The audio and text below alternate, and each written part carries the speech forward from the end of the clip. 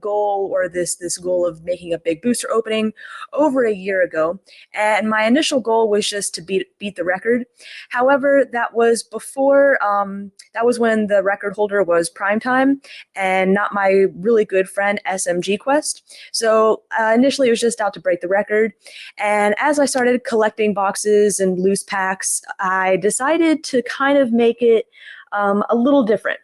I've opened up on YouTube everything from Arceus to the current set, and so I thought it'd be kind of cool if I went back and opened up everything from base set to Supreme Victors, meaning that once I get everything organized in a playlist, you can go to my channel and open and watch a video to see the booster box or loose pack opening of every single English set.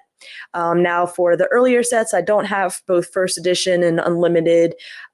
However, because they are the same except for that symbol, my point is that at least my channel will be able to show you a great variety of booster openings from every single set, maybe just not the different editions of the set. However, the cards, like I said, are the same. So for the English sets, I'll be opening everything from base set to Supreme Victors. If I don't have a sealed box, I have 36 loose packs, which is the equivalent of a box. As you can see, there's a lot of Japanese stuff in here as well. And this was kind of something that after I completed my collection of English cards, that I thought would be something fun to kind of start, and that's collecting Japanese cards. And I'm going to be kind of starting out slow. It's not something that I'm going to be rushing into, kind of like I was with the English cards of just, making bulk trades and things like that. I realized Japanese is going to take a lot longer and it's going to be way more difficult to collect. So as you can see, I have amassed a nice collection of boosters. I have everything from the Japanese base to Japanese E3, not including a web series, which I have honestly don't know much information about that series, but that does include the BS series. And then I have some newer Japanese sets as well, including the Dragon series, Dark Rush, Red Collection, as well as a few others. So, like I said, the big booster opening starts tomorrow. 2,575 packs to be opened up over the next few months.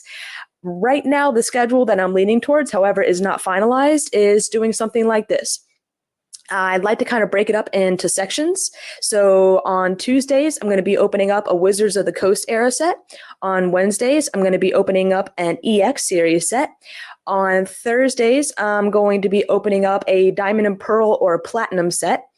On Saturdays and Sundays, I will be opening up Japanese sets, and Mondays and Fridays are going to be surprise days. Like I said, I haven't finished working the schedule out, so for now, Mondays and Fridays are just going to be kind of whatever I squeeze in. Obviously, the schedule isn't set in stone, but I'm going to be kind of jumping around sets all over the place, and that's to keep not only myself interested, but to keep viewers interested, so you don't know what's coming up next. So if you're taking a good look at this, pretty much everything with a sticky note on the side or loose packs, everything else is sealed. I think there's 1 or 2 boxes in here that you might recognize from newer sets that I have already opened in the past, and those are actually loose packs of older sets that I just haven't gotten around to labeling it. I did use up all my sticky notes. So I think I've rambled on quite enough, so let's go ahead and take a closer look at each and every set that I'll be opening up. And then I'll go ahead and get started with the opening. I think I'm pretty excited about all this. Like I said, I've been working on this for over a year now, collecting all of these, and it's been incredibly difficult not to just start opening them up. When I had a bad day, just to kind of pick me up out of a bad mood. And so I'm really, really, really looking forward to opening all of these packs. And I'm sure everyone else is too. So now let's take a closer look at all the individual sets, starting out with the English sets. Sealed Base, Sealed Jungle, Sealed Fossil, Sealed Base 2, Sealed First Edition Rocket. It's Planet Fitness's best deal ever. Super free! Super free! Get your first month free. No enrollment, then no. Loose Heroes, Loose Challenge, First Edition Genesis Loose, Loose Discovery, First Edition Neo Revelation Sealed, Loose Destiny, Sealed Legendary, Sealed Expedition, Loose Aquapolis, Sealed Skyridge, Loose Ruby and Sapphire, Sealed Sandstorm, Sealed Dragon Blisters, Sealed Team Magma vs. Team Aqua, Sealed Hidden Legends, Loose Fire Red Leaf Green, Loose Team Rocket Returns, Loose Deoxys, Loose Emerald, Loose Unseen Forces, Sealed Delta Species, Loose Legend Maker, Loose Holland Phantoms, Loose Crystal Guardians, Loose Dragon Frontiers, Loose Power Keepers, Loose Diamond and Pearl Base, Sealed Mysterious Treasures, Loose Secret Wonders, Loose Great Encounters, Sealed Majestic Dawn, Sealed Legends Awakened, Sealed Stormfront, Sealed Platinum, Loose Rising Rivals, Sealed Supreme Victors, One Cat. Well, I will not be opening him, but he is going to be my current replacement for my 2 Dark Explorers booster boxes, since they have not quite been released yet, but they will be added to this big booster opening in a couple of days. Now on to Japanese. Sealed Base, Sealed Jungle, Sealed Fossil, Loose Team Rocket, Loose Gym 1, Loose Gym 2, Neo 1 Sealed, Neo 2 Loose, Neo 3 Sealed, Neo 4. A lot of people don't know this, but the best way to make money with Amazon in 2021 is not by selling.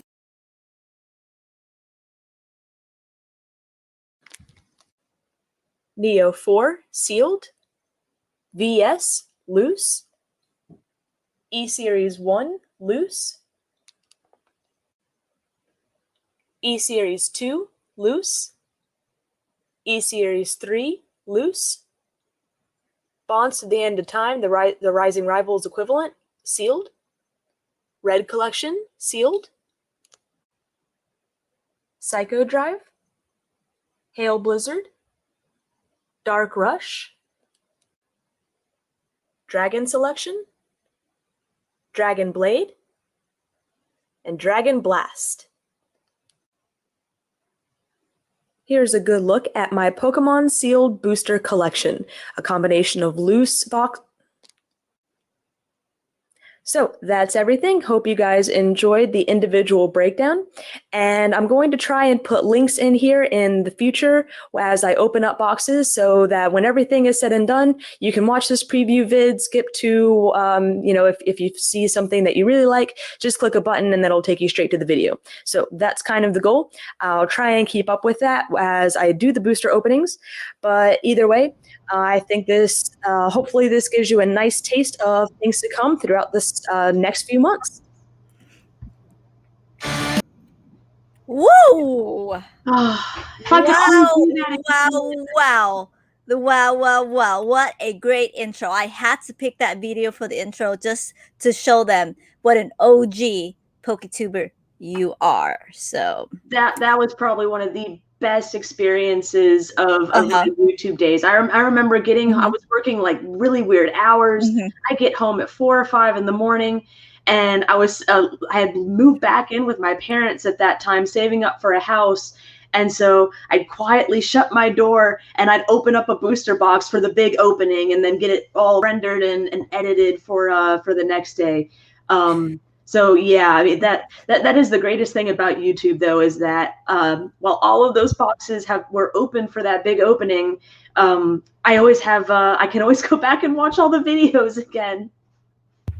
So I completely exit myself, gave you full screen. Please. Oh, look at Kitty. That's very rare. Look at Kitty. Decided to join, and I don't know if I can get him to go. So he's gonna hang out. No problem. He's gonna welcome. So I'm pretty sure a lot of people heard of you, but just in case, please do a introduction and I'm gonna ask some questions. That's how we always start with the stream. There, you all set. All right, so I am the Cat's Meowth. I started off as Computer 3 NCSU on YouTube, and I can't even remember back when I started. It was probably 15 plus years. The Cat's Meowth I started up though right around that big opening, and I think that was 2012, so not quite 10 years ago. I did that big opening. I was still opening up stuff until maybe 4 years ago or so. And then I just started, I think, buying singles and sets just to try and keep up. But at one point, I did have, I'd say, a relatively complete master set as far as everything from base set, reverse, non-reverse, first edition, unlimited. I had started working on the Japanese stuff, but that was a little more difficult. With the EX series was kind of difficult to find. And I had started kind of digging in on all those promo sets, but never got caught up there. So yeah, it was a nice collection that took up 2 huge sealed bookcases. Very nice. I always start the same question with everybody. Pick a starter: Bulbasaur, Charmander, or Squirtle. Gotta be Squirtle. Always loved Blastoise. That was definitely the starter I started off with in my very first Pokemon game.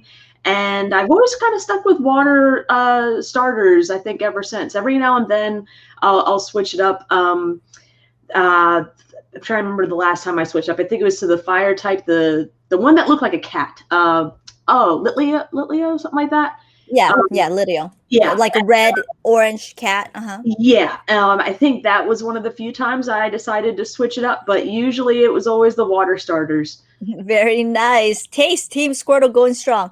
Favorite first generation Pokemon? It's so hard because for a while there, I think it was Blastoise, and then for a while it was Gengar. I really enjoyed the competitive cards with Gengar. And then once I became the Cat's Meowth, I think Meowth just kind of took over. So I might, if I had to choose one, I think I might have to just go with Meowth. And very nice. So he's pretty cool. Oh, the next question is gonna hurt, but I have to ask. Any sealed Pokemon products? I know. Not anymore. I know. So I think the very last one I had was like a single random pack, I think, of Furious Fist that came in a tin. And at the time I opened up that tin, I had completed the set, so I just set the pack aside to sell. And I want to say that sold a couple months ago. So yeah, no, that's if I have any regrets, it's not like investing in Pokemon. It was always more of this hobby for myself that same here. I think I knew that it was at least going to maintain its value and rise enough to kind of keep up with inflation and would pay off at some point. But I had no idea it was going to be anything like what it is today. And if I had, I would have been working that double overtime and taking all business loans or whatever just to stockpile so I could have some and still take advantage of this crazy market. Absolutely. We'll do 3 more because I saw a lot of questions. And so we'll do 3 more questions. Favorite and least favorite Eeveelutions. As much as I love the water starters, I don't think I could go with Vaporeon for my favorite. I think it's Umbreon. Okay. I love and that was one of, I think, the first dark Pokemon. And so that was kind of exciting. Least favorite might actually be Espeon. While I think this thing is cool, when I go back to that original starter set, that's just maybe Glaceon. I don't know. Some of the newer ones. But, it's hard. It's tough. It's tough. Last question is definitely the favorite. I'd say between Espeon and Glaceon, maybe for a least favorite. But it's hard to have a least favorite Eeveelution. They're all fantastic. Yeah. And the last one, of course, what other trading cards that you play or collect? Nothing really anymore. I had a little Harry Potter card collection for a while, but that didn't last for very long. And while I don't get to play it much. I do, and I don't think it's really called a trading card game though. The card game Villainous, the Disney Villainous. So they come out with different expansion packs, and I've been collecting those. Though I have played with them. Not really a trading card game, but probably the only other card item that I have in the house that could also be a game. Gotcha. I'm gonna hop back on. There you go. Here I am. Just let you guys know we are multi-streaming on a lot of platforms. I learned how to do it. We're actually on the Cat's Meows channel. I'm on my channel. We're on Facebook and we're on Twitch. So we're gonna get with this channel and our channel. We're gonna get big, but we have devoted. Let me go here. I want to devote the questions to you guys, and always do. And I know there's a lot of your fans here, a lot of your followers, because we're multi-streaming. But yeah, I saw. Wow, I recognize. Yeah, exactly. Hello to everyone here. Hello. Don't worry, we'll hit the 1K. I knew those were bots yesterday, but you know what? We'll get that 1K. If you are new to the Cat's Meows channel, please take time to head over to my channel at PokeGal and do hit that subscribe button. That will be really lovely. We will get there, you guys. We're multi-streaming. Every guest from now on, we're going to multi on their stream and on their YouTube as well. Oh, of course, we got Mason in the house. This is the professor. Do you know who the professor is? There he is. There you go. He's picking stuff. There he is. That's Mason in the house. Of course, we got Swami in the house doing a little shake. We got that. But there's too many comments. But of course, everybody is. Fighter's here real quick. Fighter, are you here? I do want to say thank you. Fighter sent me something, and I wanted to say something. All right, you guys, we're going to dive straight to the questions because you got a lot of questions. I do not want to waste your time. And I know you are a busy woman. So let's go. Oh, wow. Okay. The comments just basically cut off by itself. I hate it when StreamYard does this. If I missed your comment, it's because it completely cut off. Please retype the comment. I do not want to miss your comment. Please. But I started at Basics Trainer. That's the first comment that I see. As an OG PokeTuber, what is your least favorite aspect of content today and the most favorite Pokemon content today? What a good question. I think I still like seeing those retro openings. It hurts a little bit when I see such an old box or even pack being opened, but at the same time, that was kind of the original appeal of PokeTubing was you'd go there to see the packs opened that maybe you couldn't afford to open yourself, and so I like still can't afford now, and I certainly can't afford them now. No, so I like that, especially for people getting into it, they can still go to YouTube and find people that are currently opening them and get to kind of relive that excitement. Least favorite content. I don't watch a whole lot now, so probably any video that kind of has like maybe a title that's something that kind of ruins the surprise, where it's like, oh yeah, we pulled the Charizard or something, rather than just kind of letting you have it. But honestly, I think I have to respect a lot of the people that are continuing to create right now. It's not a cheap thing to do. I know back when I was doing it, I could sometimes kind of break even when I sold the extra cards, and that was difficult in a stretch. And now that the cost of a base set pack is in hundreds, unless you've got thousands upon thousands of subscribers, it's going to be difficult to get your money back from revenue alone. Yeah, of course, it's so hard, and that's where oh god, it's pretty hard. Absolutely insane. Sarah, welcome.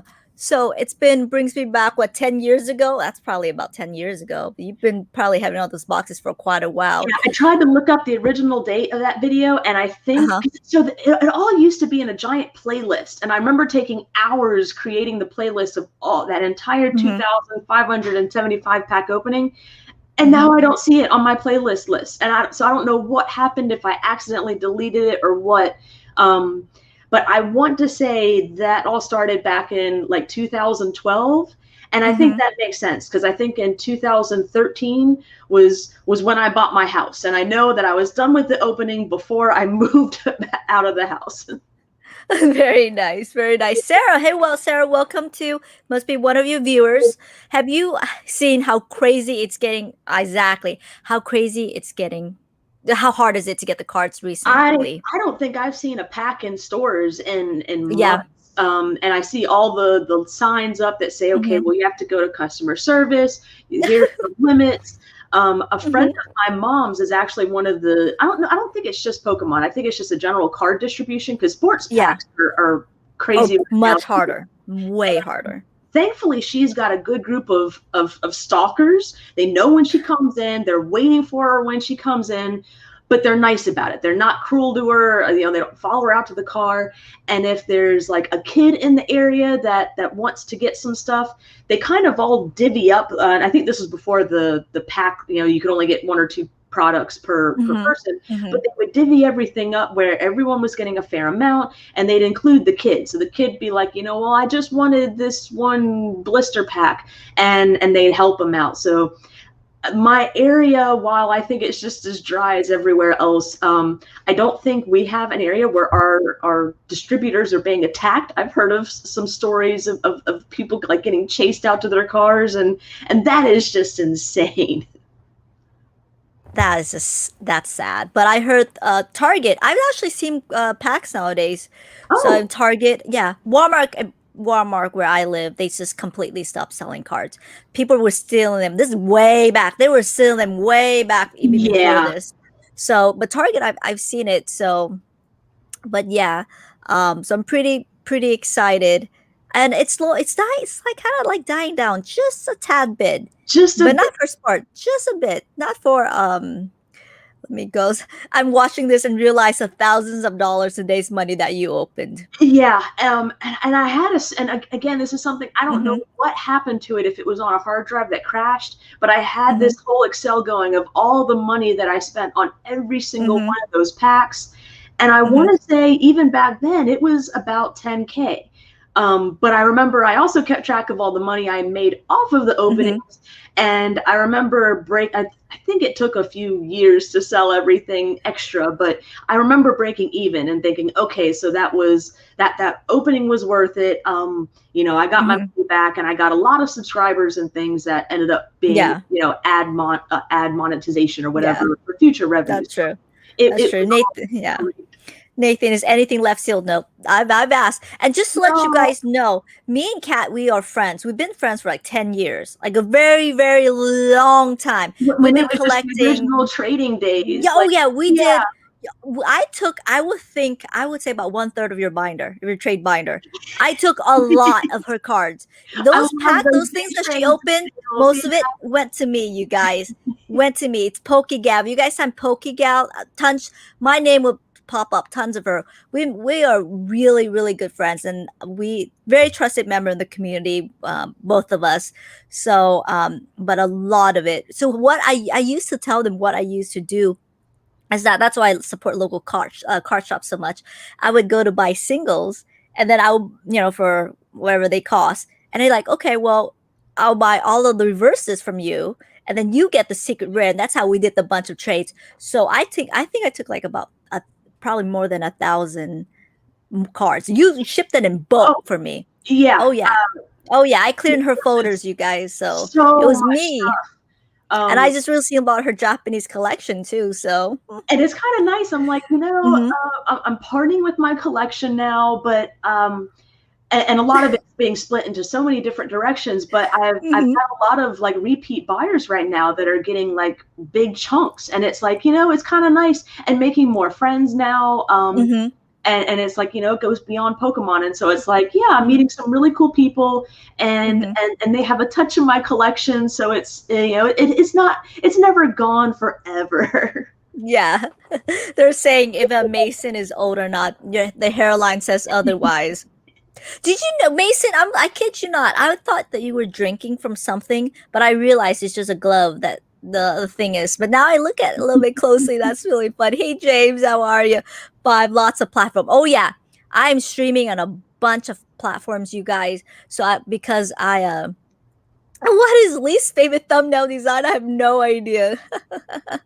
I have no idea. Okay, we're gonna go because streaming so much platform, the comments might cut off. If I don't answer or see your question, just type it all over again. Okay, you guys, I did not mean to skip. I try to get all the questions there is. What is your favorite format that you played in the trading card game, if any? Oh, that's a good question. So the first deck that comes to mind are like Blastoise Rain Dance type decks. And so when I first started learning how to play, it was with Blastoise from, I think, early Diamond and Pearl, maybe mid Diamond and Pearl series. And that was also the format where there was Lux Chomp and things like that. I really liked that format because it you had so many mirror matches as far as Lux Chomp, but it really became who is the better player, who built the better deck that was more reliable to get things. And like I had a friend that, I mean, we could play the same list and he'd still beat you 99 out of 100 times. He was just that skilled of a player. And so I really miss, I think, kind of that SP era where it was really skill based. I remember playing a Gengar deck at that time that I really enjoyed. And then, what set was it from? The Blastoise from one of the Plasma sets that was essentially still Rain Dance. I'm trying to think what else was in that format, but I really enjoyed that one too. And that was one where I actually took that deck to a regionals, and it was played by some other people, but that really wasn't the deck to beat. But that was one that I was just so familiar with, and I ended up, I think, top 16 or top 32.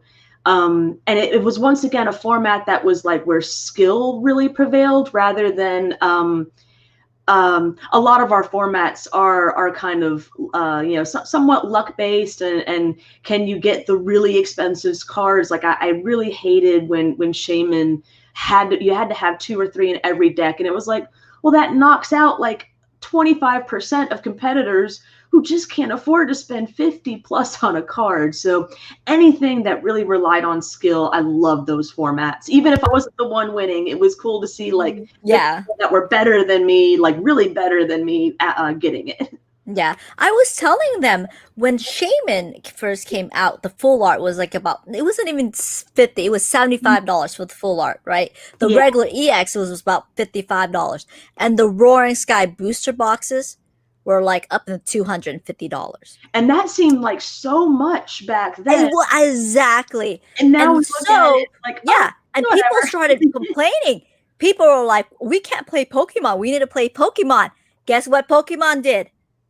They reprint that and I think about a year, maybe even probably 8 months ago, they were still at $120. Yeah. That's crazy. That's why I tell people, it's very creepy. Don't ever pay above MSRP. It went from $250, and so many people lost a lot of money because they hoarded all those Roaring Sky booster boxes. Pokemon's like, just joking. Print. Right. So, as long as we're not in a pandemic, we can print as much as we want. Correct. And imagine, I'm predicting I think they're gonna print, but that's just my opinion. So Nathan, what are your top 5 favorite cards in your collection? It's so hard to get it down to 5. The first edition Charizard from Gym Challenge is always up there because that was one that I pulled as a kid from. I don't think it was my first booster box. I think it was my second booster box. But back then, I remember I got that one for Christmas, the box itself. So that was a big pull for myself. It's been sold sadly now, but the first edition base set Shadowless Charizard, that was one where I bought it where I thought I was getting a raw card from Troll and Toad, and they ran out and they sent me a PSA 8. And at the time I was like, well, I don't want this. It's not going to fit in my binders. I have to split it different. And, flash forward to 10 years later, and I'm like, I wish Thank I you. more. Thank you for Thank getting you. that. Thank you. Yeah. Other top cards, probably competitive things that stuck in my mind, like Gengar from Stormfront, Rain Dance type Blastoises. I don't know if I could lower it down to 5. I can anything from Team Rocket Returns. I love like 95% of those cards. Just that dark style Pokemon. Especially the reverses from that set. Houndoom's another favorite, so that set in particular. But yeah, it's so hard. I can open up any set and say, you know, I like these top 5 from just this set alone, and I couldn't cross compare them to other sets. Skeletons like every trading, because I agree, it's like every video right now. It's clickbait, you know.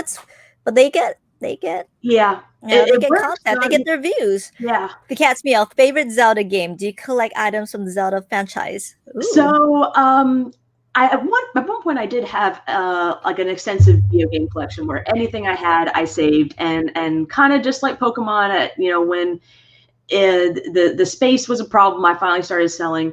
I do have a few Zelda items, but really not a whole lot, just to try and keep space minimalistic. I try and just focus on a couple collections.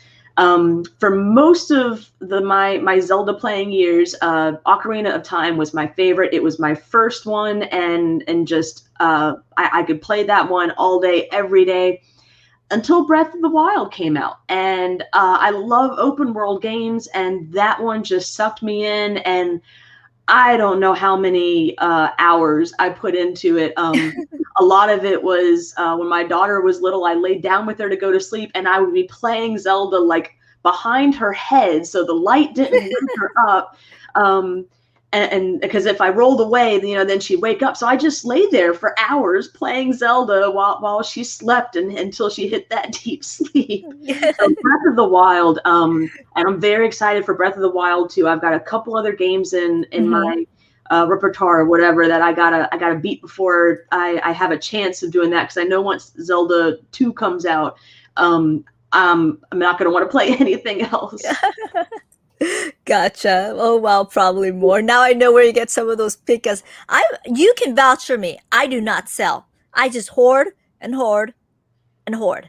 That's bang. When it comes to true collector, that's me. And you too. You've been collecting for such a long time.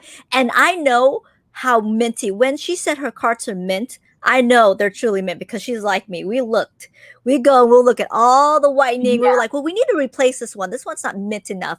Now it's so hard to even replace it. And even before I started selling, I still have my old like once list of all these older cards where I'm like, yep, I gotta replace this at some point. I gotta replace this, and I'm just I'm kicking myself for not like doing it then, and just I was trying to really keep up with the sets and even some of the promos, and it's just so hard. And I'm like, I should have just stockpiled all the old stuff and made sure everything was super fresh. But yeah, I'm super excited that for most of my collection, I was really careful about condition, because it's so nice to go through and I'm like, oh yeah, this is definitely one I want to send off to PSA and see what it gets.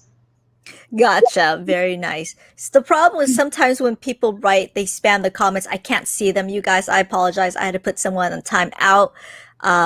So I apologize for that.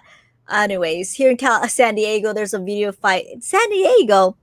Oh my God. I traded with cats a few times. Nice. Oh yeah. I recognize your name. We had, I think, several trades and talks going on. Yep. That name immediately came back. Should I sell my 1,000 reverse holo? I don't care for reverse holo except for legendary collection. Do you mean the timestamp? Where am I? Look what I bought, what I picked up today. Look at that. Oh, it doesn't count, but you know, I picked up at my local car shop today. They said we got 3 of them in, all nice. $60 for all 3. Not bad. It's pretty good, yeah. I know, not bad. So I said, sold. What do you think, Kat? You've been in the hobby for a very long time, and I trust your advice, because me and you, we think alike. We know, because we know what people want. We know the organic demand of the people, and we looked at something. We're like, that thing is probably not going to sell. So what do you think about this? And remember, you guys, this is all opinion, but we would like to know. I think right now we're seeing a little bit of a drop. So it probably depends on the card. The older it is, the better. With the reverses, that's gonna start in the expedition and series anyways. If you don't care for them, why keep something that doesn't make you happy?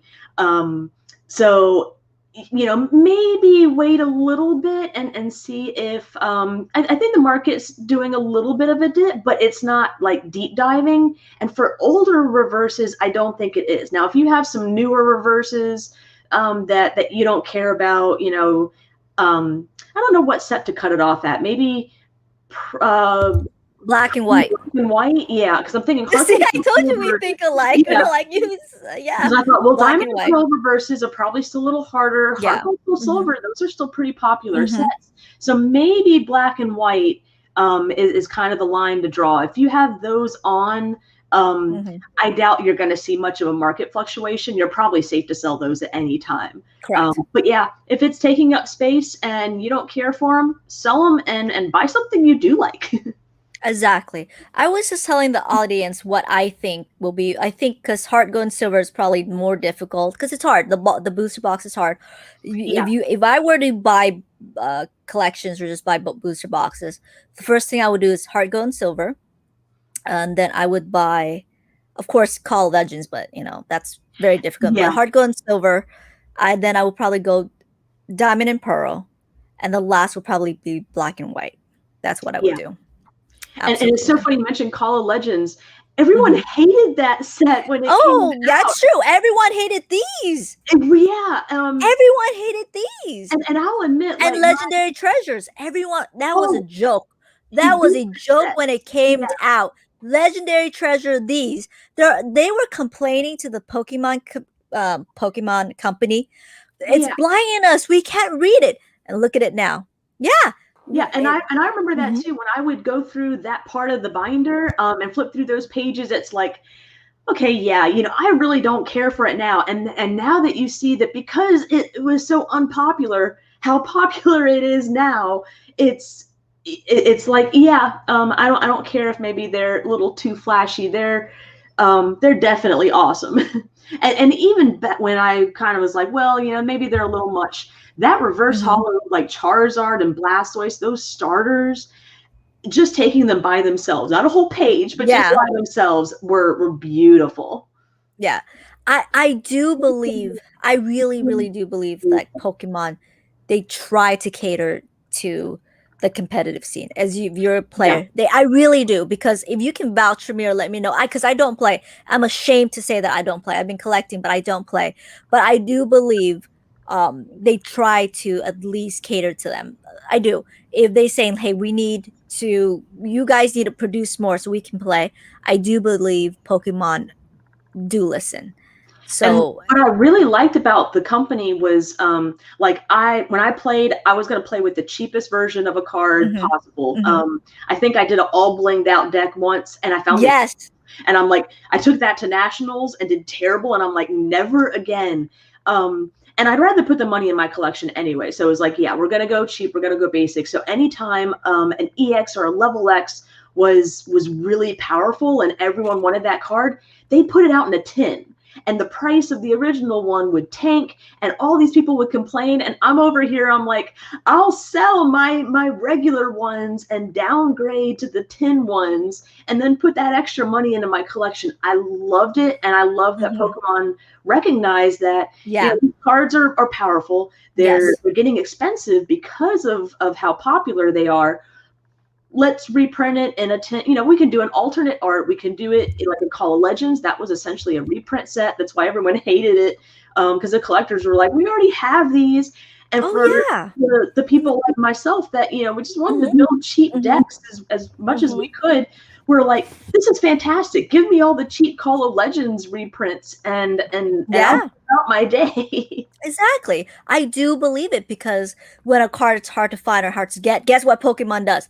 Put it in a tin. And that's what I've noticed. So I've noticed that trend, because the cards tend to be, and a lot of players, they tell me this. They're like, no, we'll just wait it out for it to be in a tin. Don't even buy the singles. Just wait it out. It'll be in a tin. And that's what I do. I'll wait it out, buy it in a tin, and this goes to my collection.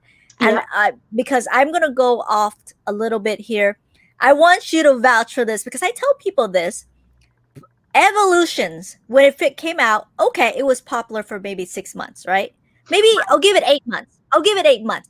After the 8th or 9th, I would just give it a year. After a year, everyone wanted to burn that darn box.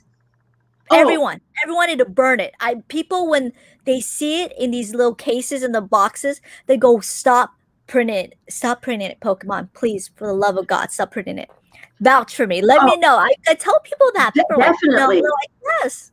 Yeah, people would almost get mad when they saw an Eeveelutions Charizard. They're like, we don't want this. Take it away. Make it go away. No. And that was the best time for people just to stock up on them. And now they're crazy and everyone wants them again. And that's why I think that. Oh, thank you, Stock Jockey. I totally. And that's why I think when it's Eeveelutions, to me, it's all hype. That's why people ask me, and this is, again, it's my opinion, it's all hype because there's no organic demand for it in the beginning, right? There was, and the people that started collecting, like me and you, way back, we have it.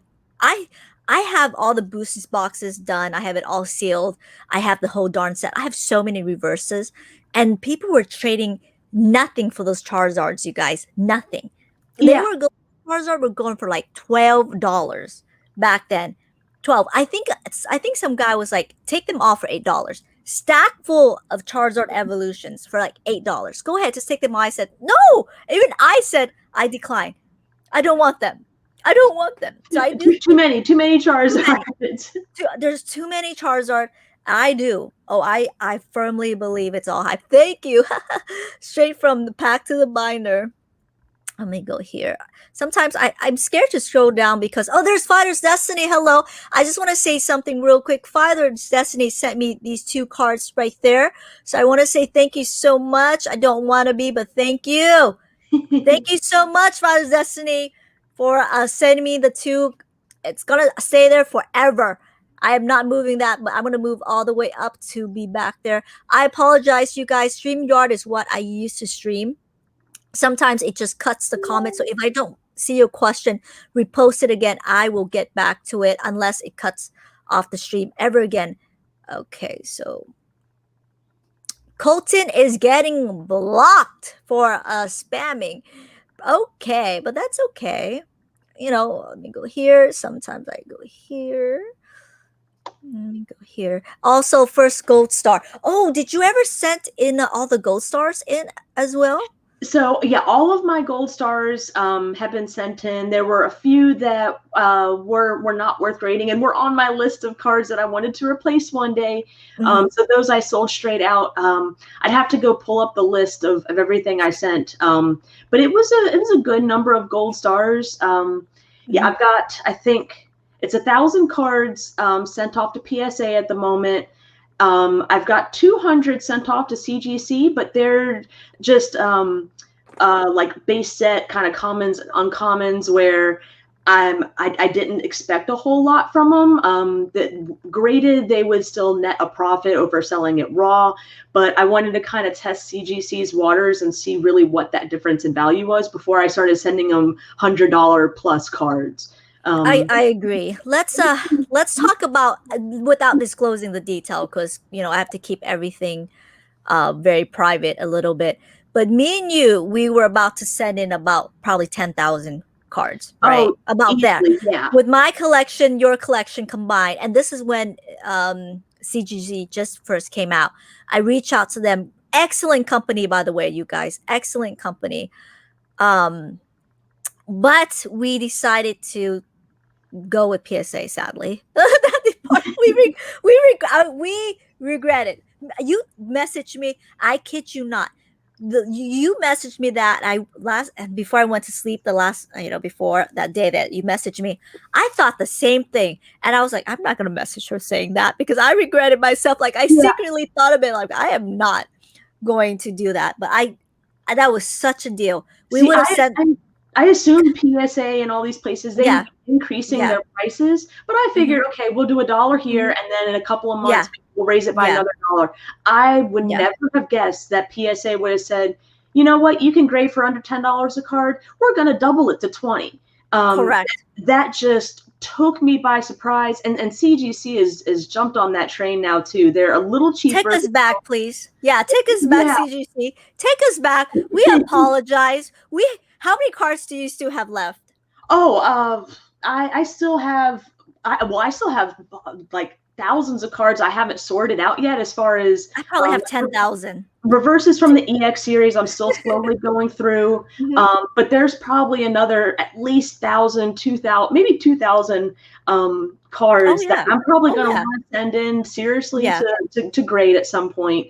Yeah. And it's just going to be very slow going, because it's like, well, I'm splitting my profits right now. It's like, well, half is going to go to grading more cards, and half is going to go to trying to pay off my house. So that if take us back. Pokemon, Yeah, exactly. We are sorry. Take us back. We want to go back with that deal. I mean, if I go back in time, if they say send 10,000, me and you, we can get more than 10,000 cards graded. But take us back. We apologize. We regret not taking that deal. In our defense, we had I mean, there was that shilling thing, I think, going on. And just that not everyone, there were a few people vouching for him, but everyone was just so hesitant and saying, exactly, we were too. Like, I'm not a business. I don't have 10 grand I can just throw into a company that doesn't have the reputation yet. I'm really nervous. So and even with PSA, I've been doing things very slowly, where I've just been sending in things, maybe one submission a month of a few hundred cards, and still not putting all my eggs in one basket type of thing, where so it'll be kind of spaced out when it comes back. It'll be interesting to see when things come back, if they really start speeding along, and I'll just get a huge chunk just slapped in my lap. And be like, I do too. I sent a bunch in. Yeah, I did too. I sent in a bunch in, but I stopped with PSA. Well, I can't even send anything in. Anyways, I literally have back to the comments. I was ready to, I think, send the week they stopped. And I was, because they had raised their prices. So I'm like, okay, well, I got to save up, another couple of grand to send this in. And I had just hit that, and I'm like, okay, let's start making the spreadsheet, writing them all out. Did that, go to print the order form, and it was, no more submissions. And I'm like, wait, what happened? Where is it? And looked at the details, and I thought, well, no.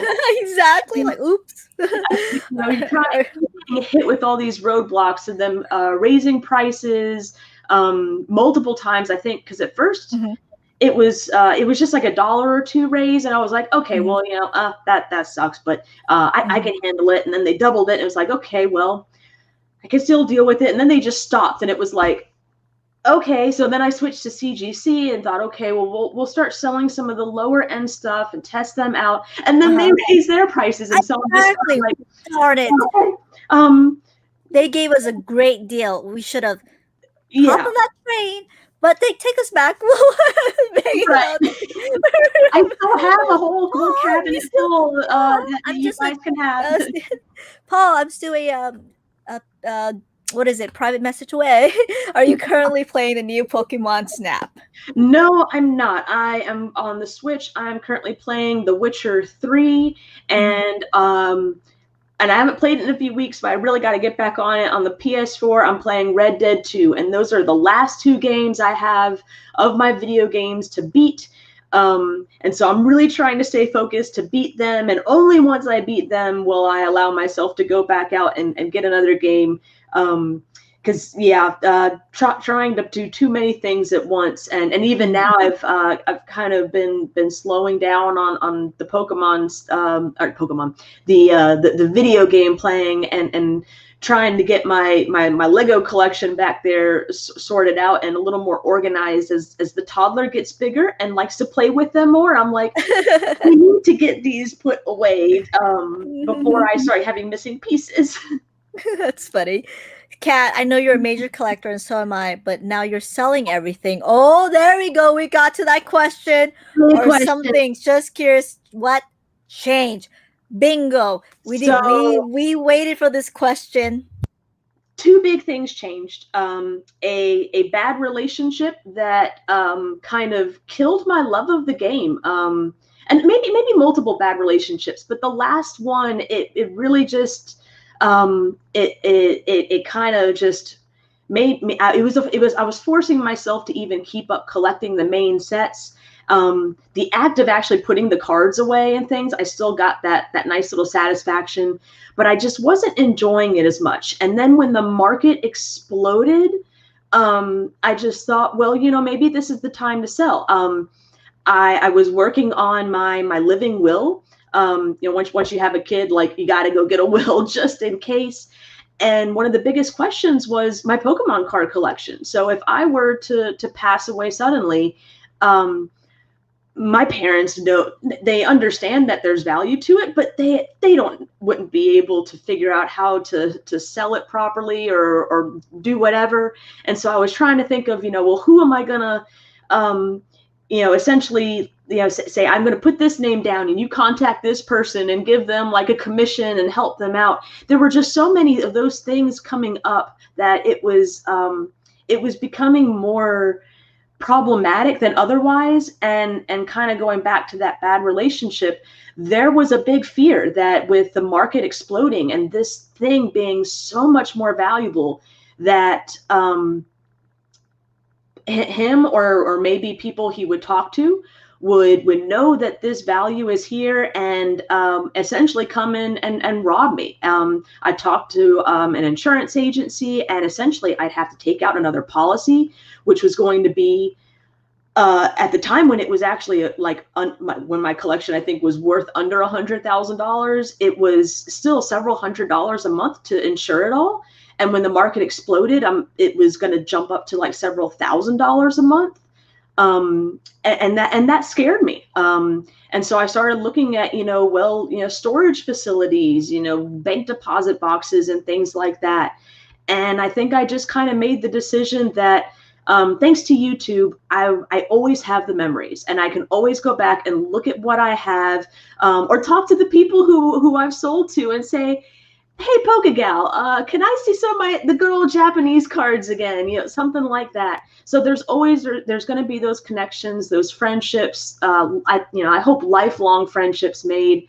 But right now, selling and it's been, don't get me wrong, it's been fun selling. Not so much the actual shipping and making sales, but I get to sort through everything again. I get to look at each individual card and decide, am I going to grade this first and then sell, or am I just going to sell outright? What do I think it's worth? And then when I'm selling to someone like in bulk, essentially, how much of a deal do I want to give them? How much of a friend are they to me? So, and some of the newer friends I've made, it's like, yeah, I'll give you 15, 20% off because I like that it's going to a new home that's really going to cherish them. So it's been a little difficult at times to part with them, but at the same time, I think I'm getting a lot more out of it. Not just financially, but kind of emotionally. There's not that much of a fear of, if someone were to rob me right now, I've made a good chunk, and I've got a good chunk sent away to PSA, so at least it's safe there. And so I feel like there's a little bit of that protection. Now I have taken some other security measures to reduce the chance of something happening, but it's still scary. And when you see even just the people storming Targets and Walmarts and getting violent, there are a lot of bad people in the community. And we might have been talking about this. This was several months ago now. I think it was a Pokemon and Magic card collection where they knew it was an inside job. They got robbed. The cards were like downstairs, and the guy was home and he was upstairs, and they managed to get in, steal everything, and get out. And I don't know if they ever got caught. I've got some Mountain Dew. But yeah, so it's a lot of different things. I still enjoy Pokemon as a whole. I'm still gonna play the main RPG type games as they come out. I still enjoy looking at the cards as they're released and seeing, like, thinking about, oh, would this be a good deck? And there's still PTCGO, I can go online at any point and play with theme decks and get coins and use the coins to buy packs to build other decks. So that's another aspect that I can just enjoy. So Pokemon, the part of it that's like set away, locked in cabinets, to hopefully not be handled and touched, that part might be going, but there is so much more that's never gonna go out of my life. That's true. By the way, thank you for selling. I have dibs on your Japanese set. You know that I have dibs. Yeah. So she's sending me part 2. Wait, I'm gonna get more set. I already called dibs on those. Yeah, so it's just, whatever it is, and you You know can- that I cherish them. So they will be in this Yeah, huge you chunk that I have. so you got all of my modern stuff, I think, before I even started considering grading. Yeah. So you got all those full arts Yeah. and secret rares and Yeah. all that stuff. Yeah. So and there wasn't a whole lot of like early Japanese stuff left at that point. I think I think I did have a few other ultra rares in that set that I sent away, but there were only a handful of like the older things. Because I don't think I ever had Shining, Magikarp, or Gyarados in Japanese. I was so disappointed with that booster box opening. I thought, okay, I'm opening up this whole box. Yeah. I want one of them. And I didn't get either one. I'm like, oh, okay, sure. But there you go. This is because there were packs of Eeveelutions. I'm telling you guys, Eeveelution was the joke of the town. Like, I wanted to burn that darn thing. I would not buy a sealed product if it had Eeveelutions in it. But look at it now. I mean, still thinking about it. I still probably have nightmares over it because I was just like, stop it with the Eeveelutions. I have so many reverses in the storage. It's not even funny. I'm like, imagine the Steam Siege booster boxes. Maybe, I don't know, but probably, who knows at this point? Oh my God, there's a good chance you're right. See, that's the thing about with the community right now. It's kind of weird of who you listen to, right? If you don't know who you're listening to, someone that hasn't been in the community for a while, been collecting for a while, they can tell you stuff like CMC is just a thing. But me and you know, no way. Probably not a long time. Valued set at the moment kind of thing. It's like, no. Yeah, exactly. I mean, who knows? Oh my God. You passed yes, I did. This was Eeveelutions back then, okay? It's $8 each. I was like, no way. Let me go here. Compete. Yeah, I bought my Call of Legend booster box back then first I got it when it was $80. And then I bought a couple more when they're like 110. And then probably another one when it was 220. Oh, hey, Swami, there he is. No problem. Thank you. Just coming in. Oh, no, not at all. Not at all. I totally cut off your comment. I did not see anything in your comment. Just coming. Not sure if you answered, but how are you feeling any different about the hobby since your last podcast with PokeGal? Oh, that's a good question. Yeah. So I don't know if really a lot has changed. I was selling back then and was in the progress or process of going through everything, and I'm kind of still doing that. Maybe a little better because I have met some new people and some new friendships from people that are collecting and getting good chunks of my sets. So maybe a little better in that aspect. But at the same time, I think since our last podcast, that's when things really started to take a dark turn as far as the grading process and prices skyrocketing and then closing down. Distributors being harassed or whatever, and big box stores really having to make some more rules for that. So I guess it's just two different aspects of the hobby. I'm very thankful that I am not trying to get any sealed product right now. I think I'd be ripping my hair out in frustration trying to get anything sealed right now.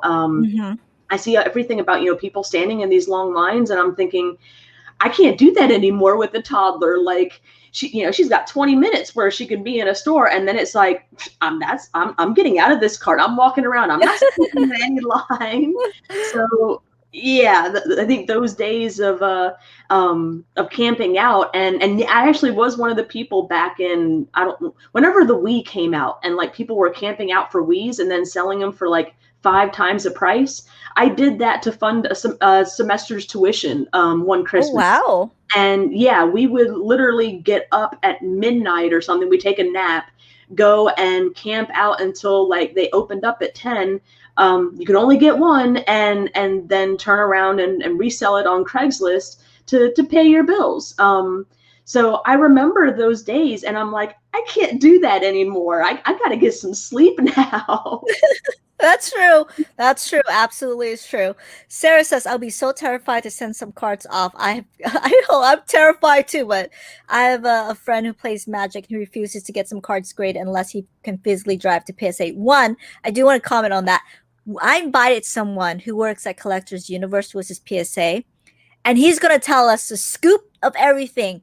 I think it's on the 19th. It's on the that'll be 19th. fun. Oh, I'm gonna dig everything. I'm gonna ask everything. So he works there. He works at the PSA coin side, but he knows all the gossip. He knows everything. I'm gonna ask a bunch of questions, you guys. How many Pokemon cards? When am I gonna get back? What's going on? You guys should tune in for that because I'm gonna ask. I know you guys would too, because I'm extremely curious. And I live about 15 minutes away from PSA. And it's just like it looks like it's really nice inside. But if you drive past that building, you wouldn't even know that's Collector's Universe. It looks like a regular kind of it is worn out building. You will never know. And I think they stopped doing dropped off due to what's going on They right did. now. I Yeah. think they stopped doing drop-offs like 6 Mhm. months ago or something. Mhm. And I totally get that. My first submission, I was terrified. And that's actually Mhm. one of the reasons why and that actually answers this question using a no, I guess it doesn't answer the question. Third-party service. I was thinking Middleman. That was something that eased my mind as I use Ludkins as a middle Oh, I person. love them. Let Um, me while you keep talking, I'll pull them up. Just introduce everybody. Yeah, Ludkins is fantastic. Charlie that runs it, and he also does submissions for PSA and CGC. So I've used their service for both now. It just eases my mind. I feel comfortable sending my cards to them, and then them making sure that all of the paperwork is correct, and then passing it along.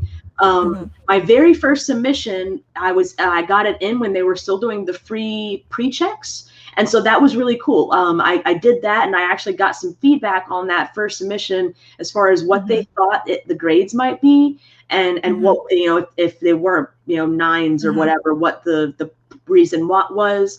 And I could make a decision of saying, okay, you know what, I thought this was going to get a little higher, pull that card, I don't want that card graded.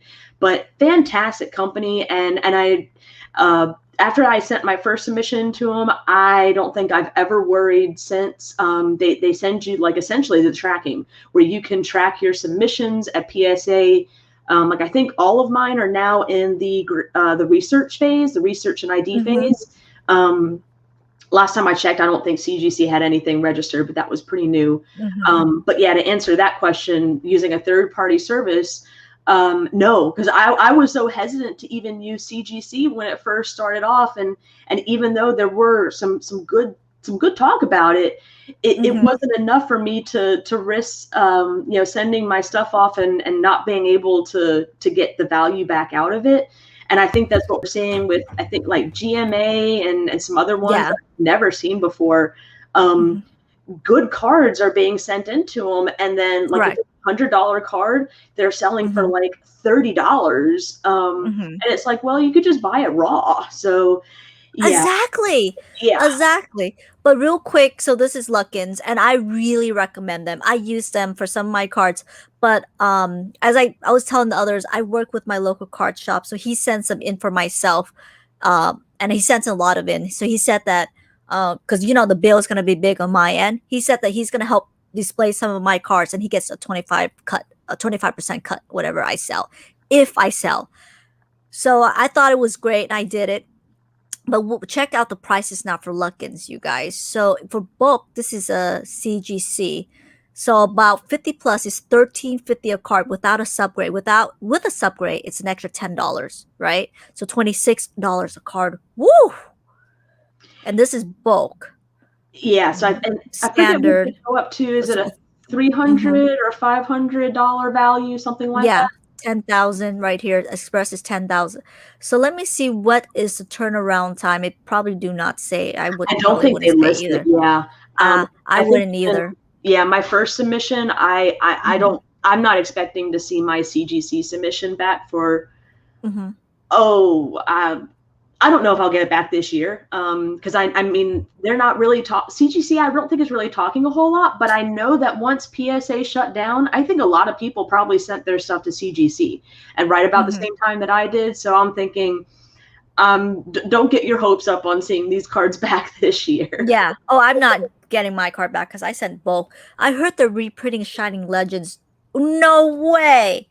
Huh? Where did you hear that, Swami? Let me know. I need to go into this. The only place I hear about reprinting stuff is on Safari Zone because I really trust her and I like to troll the mod a lot. So I really like that place, but I did not know that. I would not be surprised.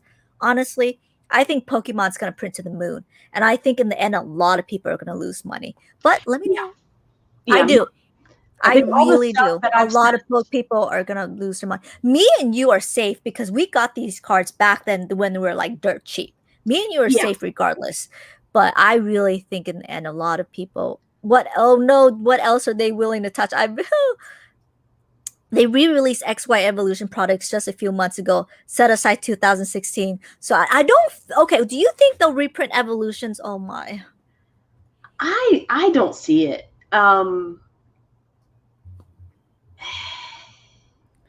I don't think so. Maybe that's just my inner print. Just maybe just saying, Yeah. please don't print it. I can't think of any reason why they would. I'm trying to think of a reason, and but Pokemon cards just in general are so big right now. I don't think they have a reason to do a reprint set. I think they're pretty safe with just printing Correct. the last year set if they want to keep on doing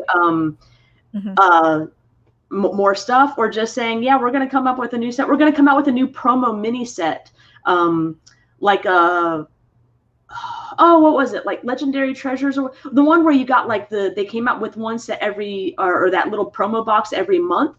Yeah, Legendary. No, it's What was that? Evolutions. It's not Evolutions. Hold on, Generations. Generations. Thank you. I was like, this doesn't sound right, but it was still essentially a reprint set. Yeah. I could see them doing that and taking reprints from other little things more than anything else. I was telling everybody I was the idiot that paid $27 a pack on Verbank when Generations first came out, and I was in the line, and then it went. And that was me. That was me. I was the idiot, and then it went down to $17 and like a week later, and then it went to like what $9 2 weeks later, and now I bought a whole bunch at $2. I hoarded it here. Nice. So anyways, yep, Evolution. Oh, sorry, I didn't mean to skip this question. Cat in a bad relationship? Are you the Poke girlfriend that would light your hobbies? No, you don't want to destroy that. You want, if anything, you're gonna take that and you're just gonna sell it. Yeah, no, we're not setting it on fire. No, so part of actually that bad relationship that ended was he damaged a lot of my property, like my house. That like he racked up. It was like $8,000 in he punched through walls and doors and smashed frames and broke floors and furniture and all this stuff. And so if I'm going to get that mad, no, I'm not going to set them on fire. I'm going to take the collection, I'm going to go and sell it, and I'm going to use it to pay all the bills that you left me with, type of person. And yeah, so don't ever destroy it. Just get rid of it and make a profit off of it and stick that money in your pocket for a rainy day. What's that one song where, oh my God, I think it's called Blue. It's from the singer Blue Coachella. It's called Hit Him Up Style. You go get the credit card, right? You get the credit card and you buy the Gucci, you buy the whatever, the LVs, you buy that diamond ring, and then you throw his crap out the door and you go, peace. And then you've changed the lock to the house and probably moved to a different state because you might get sued. But right. Okay, down the low roll hats. Not like I've never done that. No, you and we have never done that, you guys. We are as much Perfectly sane females. as I want to do that, he didn't have anything of value I could do that to. So it was just like, Exactly. here's your stuff. Get out of my house. Exactly. Change the locks. Change the locks. Exactly. Oh, the comment section is gonna roast us in a couple of minutes. Cheers. Exactly. Cheers. Understandable. Thank you. With love and sun and moon. I can't keep. The worst stories was the case in Florida. Same cup dead when one of the best found. Oh my god! I think I heard about that one too. Wait. Let me read this again. There are worse stories in the case of Florida where somebody came up dead when no one, their best friend, found. I think it was magic. Turn him on. I don't get it. Tell me more about this. Tell me more. I think they were best friends, and they were friends for 10 years, and he knew about the collection, and he finally just was like, no, it's worth it to kill my 10-year-old, like my best friend of 10 years, and just take his collection. I forget all the details, but it was insane. And because I want to say this is when Pokemon was like nothing. And it was an article I read that it was like, oh man, no one's going to kill me over my Pokemon card collection. And then here we are. And I'm like, someone might kill me over my Pokemon card collection. Like, I don't think I want to risk this. My mom does not know how much of a collection I have. I don't know if you've seen up there. I'll move it up real quick. Oh my goodness. I don't want to mess around with all this stuff that I have. Oh wow, there's I need to have at least two shelves. I have a lot. Yeah. I have a lot of crap. And this is just a portion of what I have. She was just like, honey, if anything ever happened to you, I will sell you cards. And I'm like, they're worth a lot of money. And I always make this joke. And she goes, honey, it's $200, honey. She thinks all of this was $200. She's like, what am I gonna? It's $200, honey. No one's gonna buy for $200. She doesn't know like Craigslist or anything. She'll probably put it in a garage. So the moment I heard that, you know what I did? I put everything on a trust. I was everything. About to say, I put everything in a trust. Mom, I put everything in a trust. I just go, no way. I got it, and I will start liquidating your collection to fund all of your cat rescue organizations. I did. That's what I did. If anything ever happened to me, the cats will be very happy. Well, the cats are very happy now, but the cats will be more happy. More happy you're more happy cats. So I fun it. How long have you been friends? Have you? I want to meet you in person, but we've been friends for 10 years. I literally 10 years. Live as far away as possible in exactly. the US. You're in California. I'm in North Carolina. Yeah. We are on like the edges of the coast of the US. I don't know how long it's been. 10 years is probably an understatement, maybe. It's been a very long time. We've been friends for a long time, and she has my back.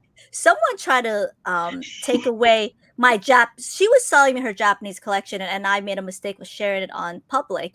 And someone tried to message her, we won't talk much, but she got my back. She's like, this girl is not. Someone says, I don't know. I was telling people like, and someone contacted me about it, saying like, trying to make it out like you were a liar and you were. And I'm a scammer. A scammer, yeah. And I'm like, oh no, I know who you're talking about.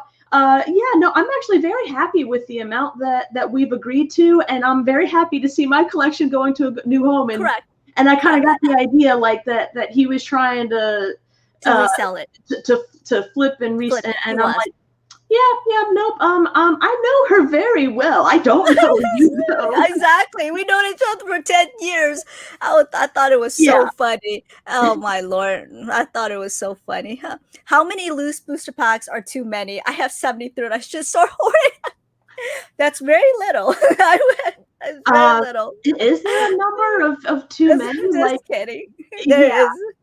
But if you start to get too many, it's just a matter of where am I going to store it and how am I going to safely store it where you're covered in case something happened. Oh, you guys, Poke Knowledge is here. I've been a net seller this year in items, and I think are in danger of dropping price. With how much you have sent to PSA, or you worry about final value fees? Oh, that's such a good question. That's a really good question. Yeah, I think there is a general worry because I don't know, you obviously you pay so much up front, but as prices have got increased even more since I've sent off and then fallen some, they could hit me with another bill for, whatever it is after that. I think the trick is for the final value fees or making sure that you get a profit is when you get the card back, probably to unless you know it's something that's really going to increase in value over time and you want to wait it out, I think you just need to sell it then, especially if you're doing modern stuff. I haven't sent off a lot of modern things, and I think the most modern stuff I think I have sent off are like full arts and full art secret rares from like Black and White, and I'm trying to remember. I don't know if I've even gotten to the X and Y stuff. There's boxes of like X and Y and Sword and Shield, some of the golds and things that I'm considering sending off. But I honestly don't expect those to make a good profit. I try and look at every card and it's like, okay, well, this is what I could sell it for raw. This is the cost to grade. I need to be able to make significantly more to allow for a little wiggle room. Exactly. Yeah. You never know when that market's going to drop. Exactly. And I think that's where people are going to lose a lot of money. I'm a straight shooter, you guys. I'll tell you guys, I need to fix this camera in just a tad bit. It's a little bit crooked because it's driving me nuts. Yeah, you're showing the upper shelf. Exactly. So this is where I think people are going to lose a lot of money. This is where it is, especially with the new collectors who are very misguided, right? They open the pack. Oh, I don't know how they do it. They open the pack, they get the card graded. They will think that card, that value, whatever they see there, it's going to be that price when they get their cards back. It's not always. It's not always. Because if you're doing it, how many other people are doing it? They're going to undercut themselves. And that's why we talked about this a lot, and I talked about a lot in this channel. You got to minimize the risks. There's so many risks, and you don't know how many cards are getting sent out there, how many cards are going to come back at 9, or even if your card even comes back at 10. And that's where, and you know what else is kind of funny? When people spend all that money to do that grading, right? Grading is what we saw, $23, $26, and they buy the card, that's $10. But if they type in PSA 9 or PSA 10, and the card sells, a 10 sells for $40, why are you grading it? Just buy the darn card, right? Yeah. Exactly what you said. Just buy the darn card. And that's where I don't think a lot of new collectors, they don't know how to do that. Just a quick search. And think about this, right? If a new card that just came out with a 10, that just came out, do your calculation, do the fees and all of that. Are you going to make money? And I think that's where it goes wrong. Now everybody's paying a premium price to open a pack, paying a premium price to get the cards graded, and they don't calculate anything. And when they get it back, is your end goal to make money? The problem is not. So I'm going to let you go with the next question. And I have to fix the camera. Don't buy my stuff. Pay exactly. What do you think about this? And I'm going to let you full screen while I fix the camera real quick. Do you think price is going to drop? I think they're going to drop for the modern stuff. I really think vintage is going to be safe for a while. Kind of what we were talking about earlier, like pre-Black and White. I think all of that stuff is going to be pretty safe. But the people that are doing exactly what you just said, opening up newer packs, taking them out, sending them off to be graded, those are the cards that I think are going to really, really drop, and you're not going to get your money back.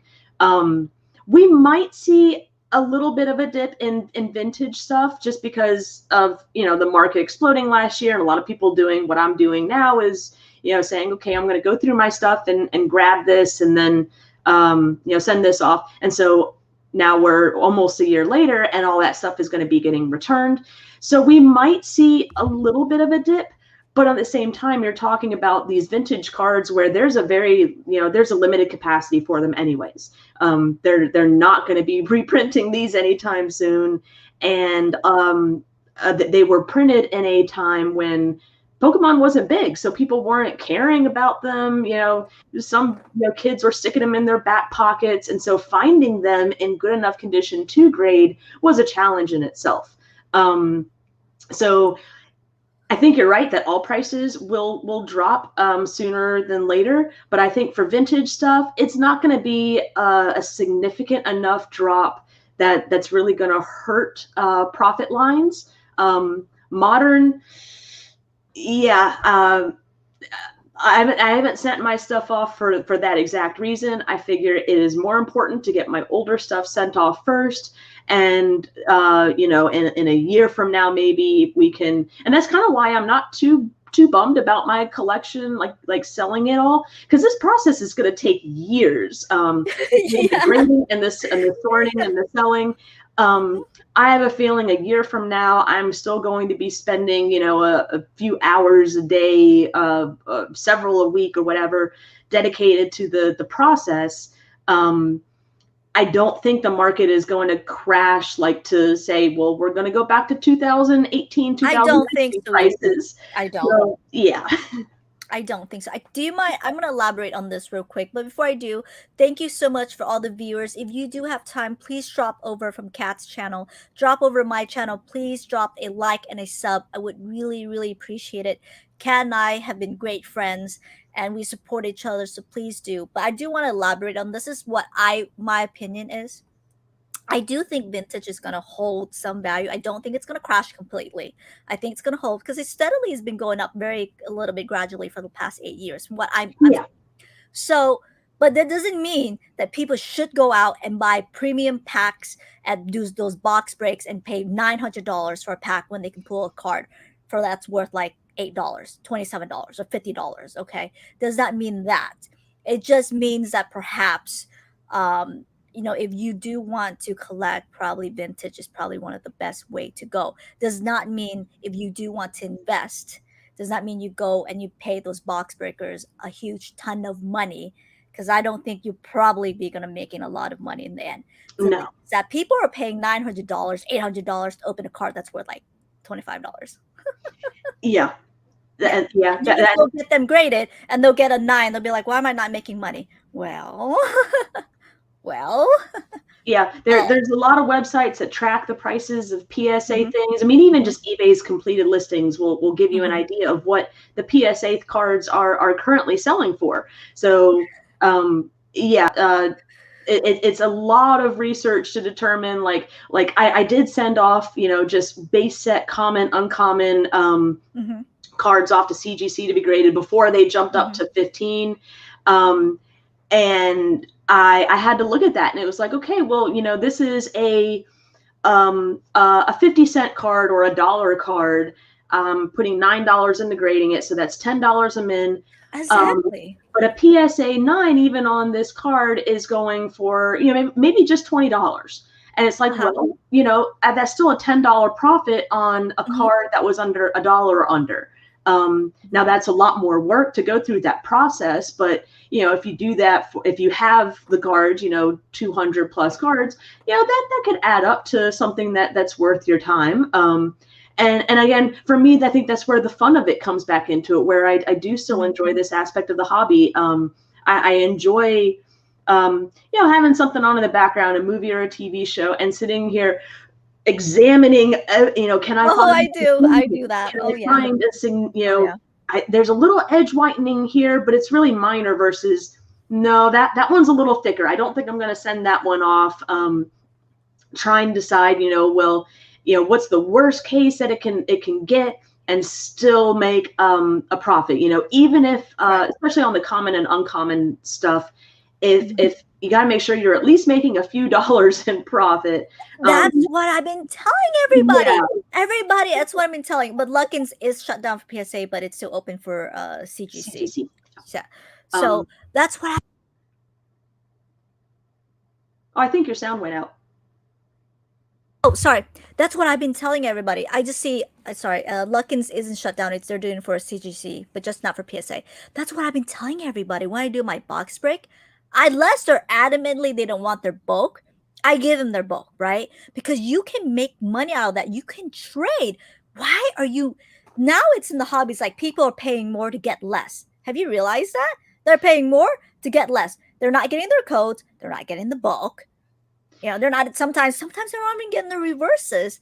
And that was the best part for me, is to... Well, eventually I became a hoarder, as you can tell. But... but, don't be like me. Don't hoard a lot of things. Trade in your bulk. And Safari Zone says, back then, I don't know if they're still doing it now for CGC, but you can trade your bulk. You can, I think it's 100, no, is it 1,000, 1,500 of common and commons, and you get one card graded. And people took advantage of that. So that's why I'm such a huge proponent. Keep your bulk, maximize everything that you have. That's how we fund, and we had to fund the collection, because Pokemon is pretty darn expensive to collect. Well, and that's what, before the prices went up, that's how I would get my booster boxes. Were through sometimes these people that would trade. I forget what the going rates were back there, but like, you know, I feel like it was something like 5,000 cards, common and uncommon cards, would get you a booster box, and it was like an $80 booster box back then. And yeah, so I'd sit there and I'd count out all these bulk things that I had opened up from other product, and go ahead and throw it around. And oh yeah, that is a great question. I know, I have a picture to show you guys. Oh my goodness! I looked at this person's Etsy page and saw.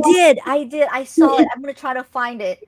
And now I did see something about, like, you know, someone reaching out to PSA, telling them what was going on, because I think they were saying that they think if PSA registers a complaint, they can get them shut down.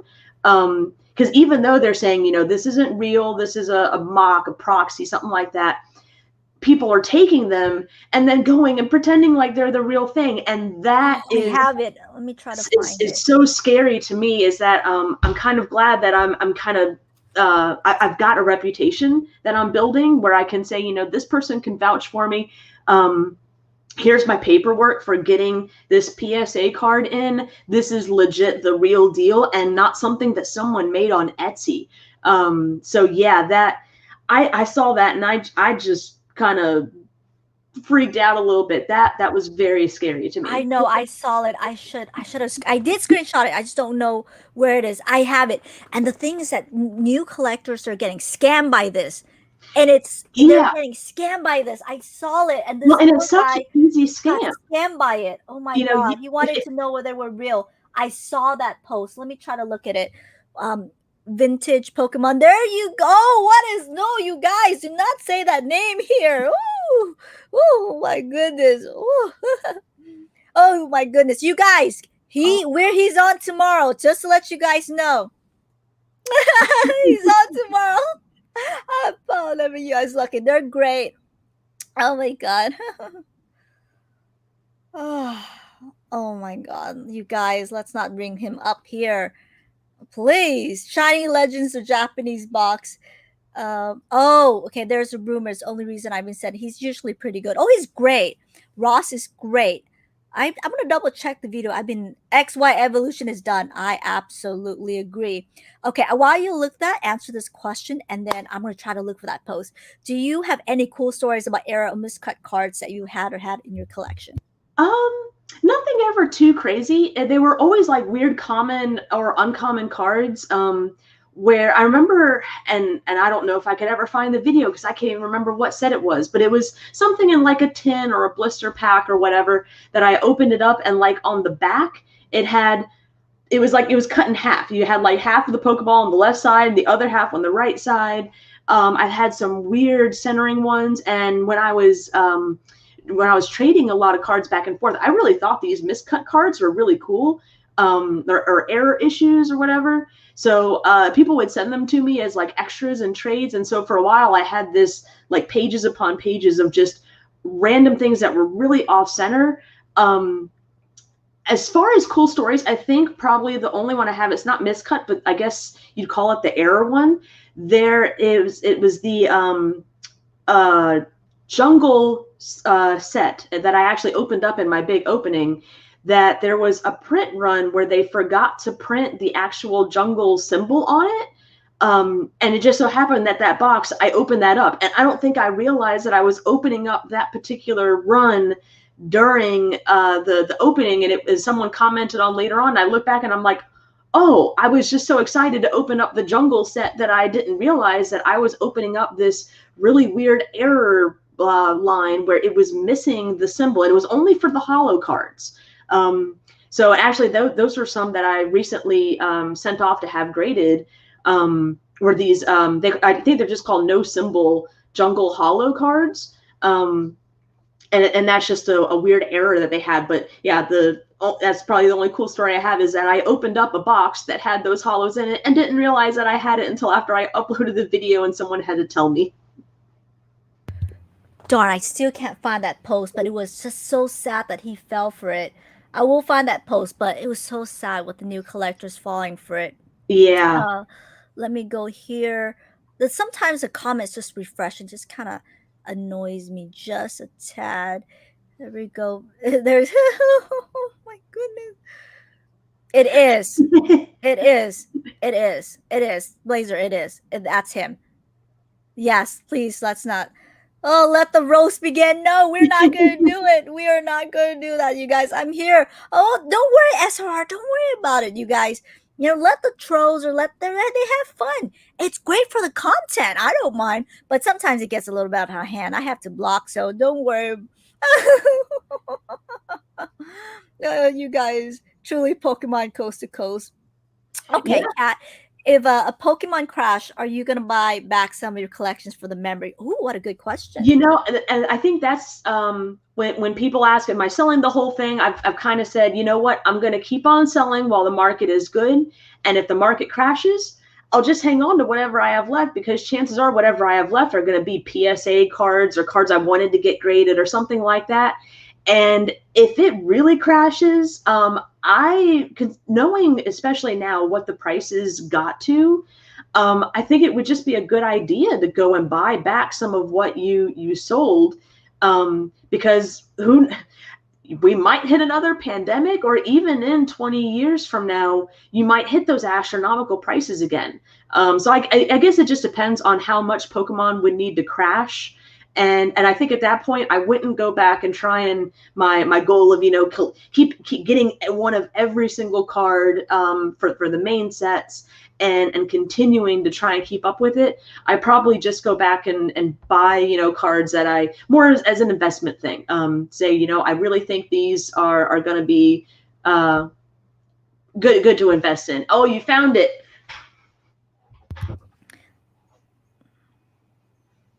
Yeah, I mean, that just looks so real.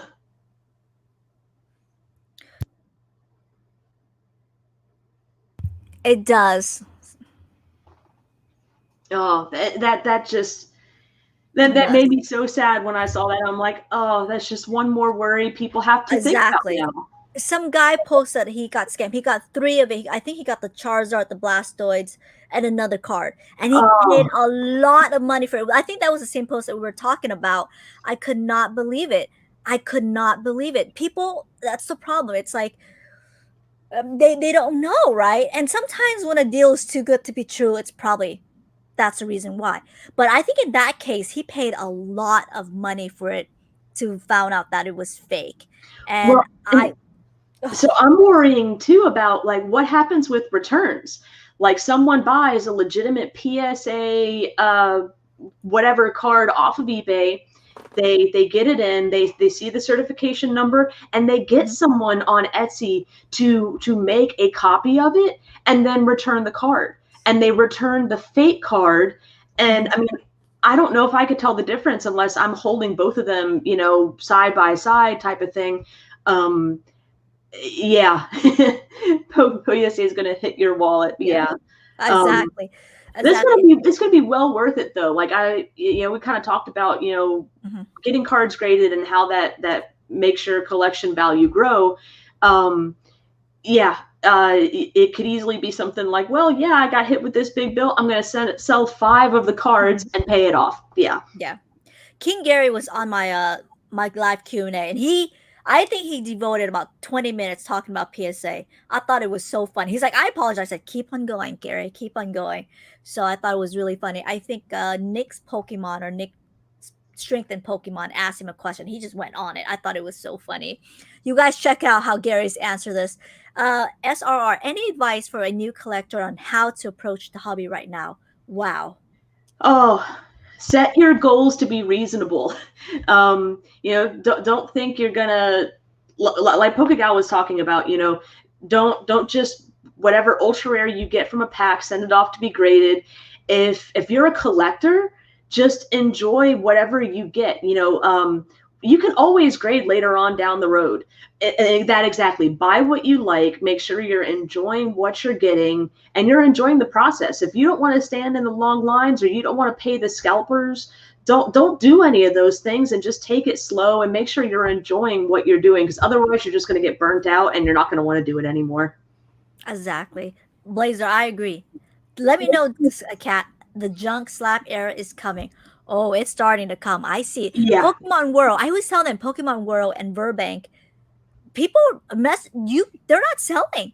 The slabs from PSA are not selling. They're not. These claim sales, no one's buying.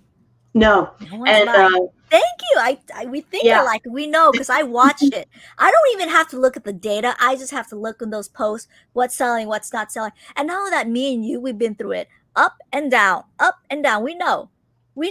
It's up. It's going to go down. The junk slap. And that's just only a portion, you guys.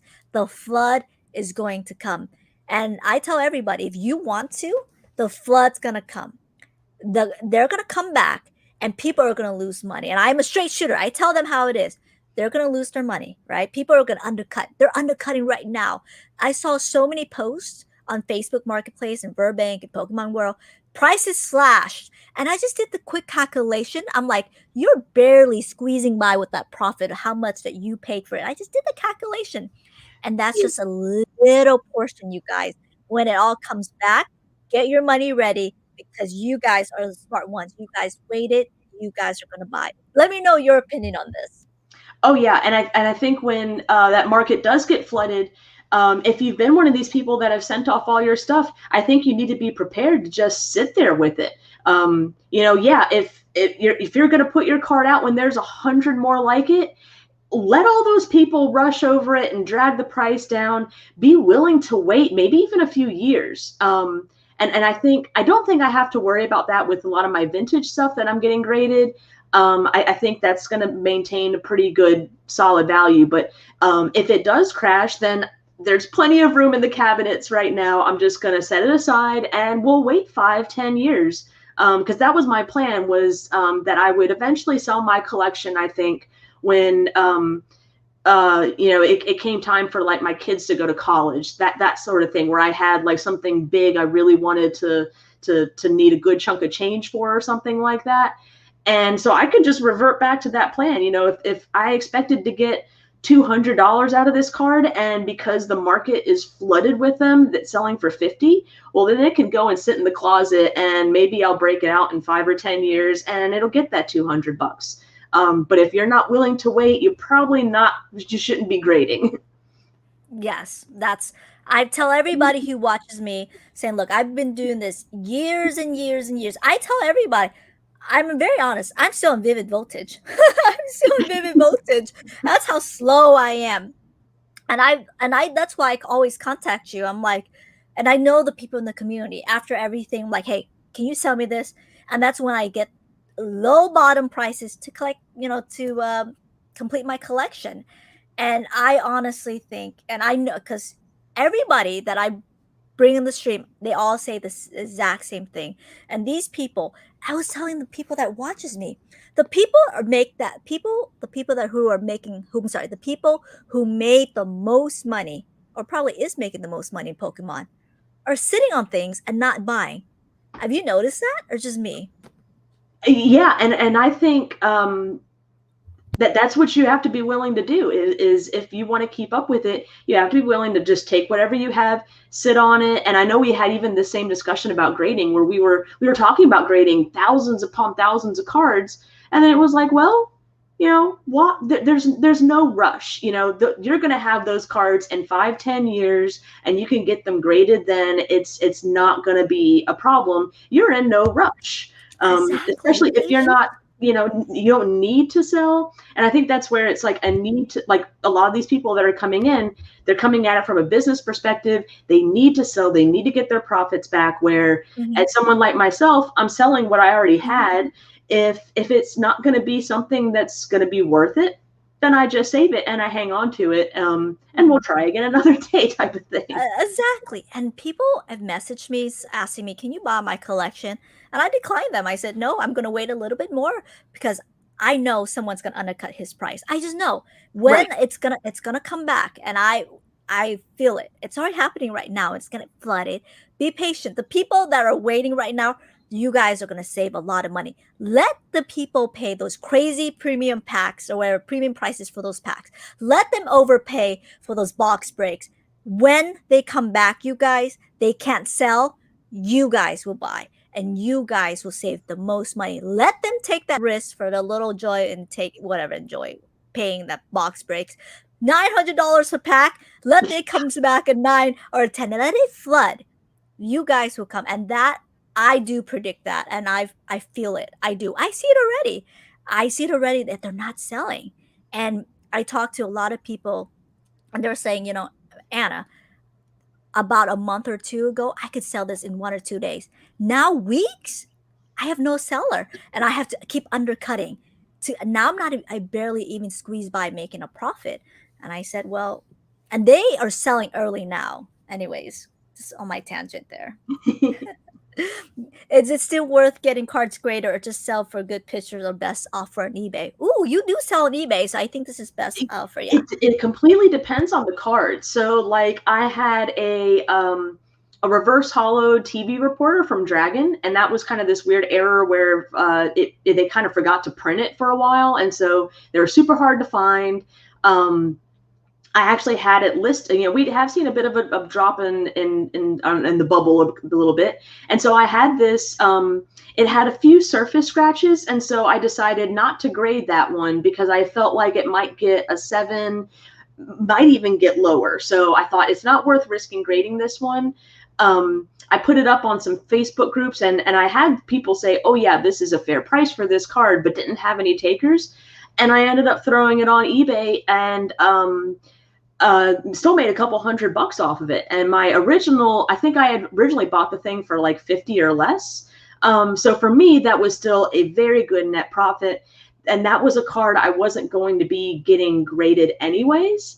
So I think it just depends on how old the card is. A lot of this vintage stuff, if you think it's going to get an 8 or above, especially Wizards of the Coast stuff, if it's going to get that good of a grade, probably worth it to go ahead and get it graded, or assuming that you're looking at selling. I have seen some cases on eBay when I check like the completed sales or whatever, where I'm looking at a card that mine has a little bit of edge whitening or something, and so it's still probably near mint, but it's not something I'm going to get graded. It's a $10 card. But I'm seeing mostly, $10 sale prices, some a little lower. And then I'll see one that's like $30. And it's that $30 one that has a lot of pictures. And you can see like it is packed fresh. It is mint. There is no edge whitening, not a single scratch. This might be a PSA 10. And so people are willing to pay 3 times the price for it. In cases like that, so you really have to take each and every card. It's very tedious. On a case-by-case basis. If you think you have an actual PSA 10 for like something that's a common or uncommon reverse from an EX series, it might be better just to throw that on eBay and let someone pay $30 for the card rather than you risk sending it off and getting, maybe you're only going to get a PSA 8 or 9 and then it's going to be worth that $30.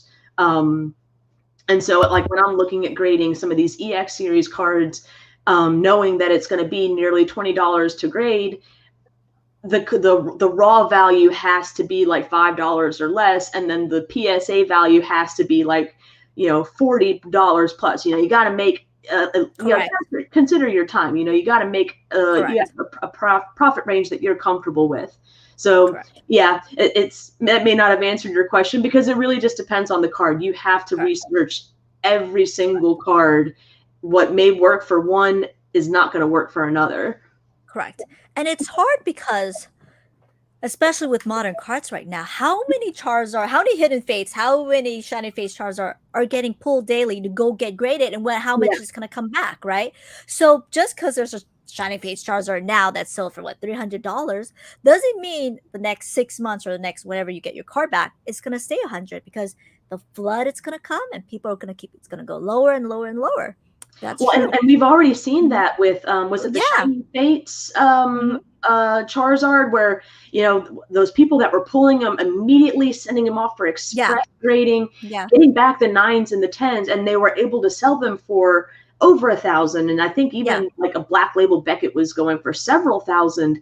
And then as people started to pull more of them and they started sending more Yep. off for grading, now you can get a good grade for like a few $100s and the raw card itself for a couple $100 when it used to be a 500 plus card. And Yeah. so Yeah. that particular Charizard is a great example of what I think is, like you said, is coming with the modern grading card era is that once everyone sends their stuff in and it comes back and floods the market, and no one's gonna be paying those astronomical prices. Nope. That's when the people are going to lose the most money. Question for everyone here: estimate how many slabs collector / buyer are in the world, not in the U.S. Ooh, That's a really good question, because I I know. know that Ludkins has like a European branch, and so they help get things PSA graded through there. But for the rest of the world, I honestly, in order to get, if you wanted an English PS, or well, I guess any language PSA card, you'd have to work through a middleman or whatever. So, I do not. Any stacks of Eeveelution cards, which that sounds really familiar. I guess we didn't finish that sale or trade, but I do remember at one point, and actually I have the containers right beside me. They're these little plastic things that they have little, like, they indent, and I would put the cards in here with a top loader on either end, and I would literally have mountains. I've got dozens of these things. I'd have mountains of them set on like a table on the far side of the room. And I want to say that there was a stack of Espeons in there that sat there for quite a while before it finally got retired back into the binders. That's really funny. I do think there are a lot of collectors, but I don't think they're big spenders. I think the big spenders are very small. That's where it is. So it's definitely a niche. So, but that's what I think. But people coming back. Let me go here. Most collectors I know are binder collectors. And honestly, I don't know. Me and you are binder collectors. I can't remember his name now, but there was someone on YouTube that I enjoyed watching back in the day that was all PSA, like he and man, Jetman Pokemon, is that him? Yes. And he I'm gonna invite him on. Places. Is he still around? He is. I'm gonna invite him on. And get like dirt cheap PSA graded cards. And I'm like, and looking back now, I'm like, I didn't do that because of the storage space. I did not have the space. The binders themselves are taking up 2 bookshelves. I did not have enough space to collect the slabs or the expense to do that. And now it's like, seeing all the time and effort I'm trying to go into grading now, it's like, that's what I should have done is say, okay, we're going to reevaluate the collecting and put it into slabs. Yeah. How many Pokemon? There are a lot. There are a lot of Pokemon. There are a lot of Pokemon. My point is, probably most fans were too late to buy slabs now, but allow the supply in the market and new people will buy more at affordable price and keeping the graded cards through hands. I like that. And I really hope we do get a lot of that, especially with the pandemic and people that had jobs where they could commute or like telecommute. So they weren't these people getting laid off. They had extra funds and they were like, let me go relive my childhood and I'm willing to pay the high prices. And so in a way, I do hope, I'm loving that the pandemic, we're reopening and things are starting to get a little bit back to normal.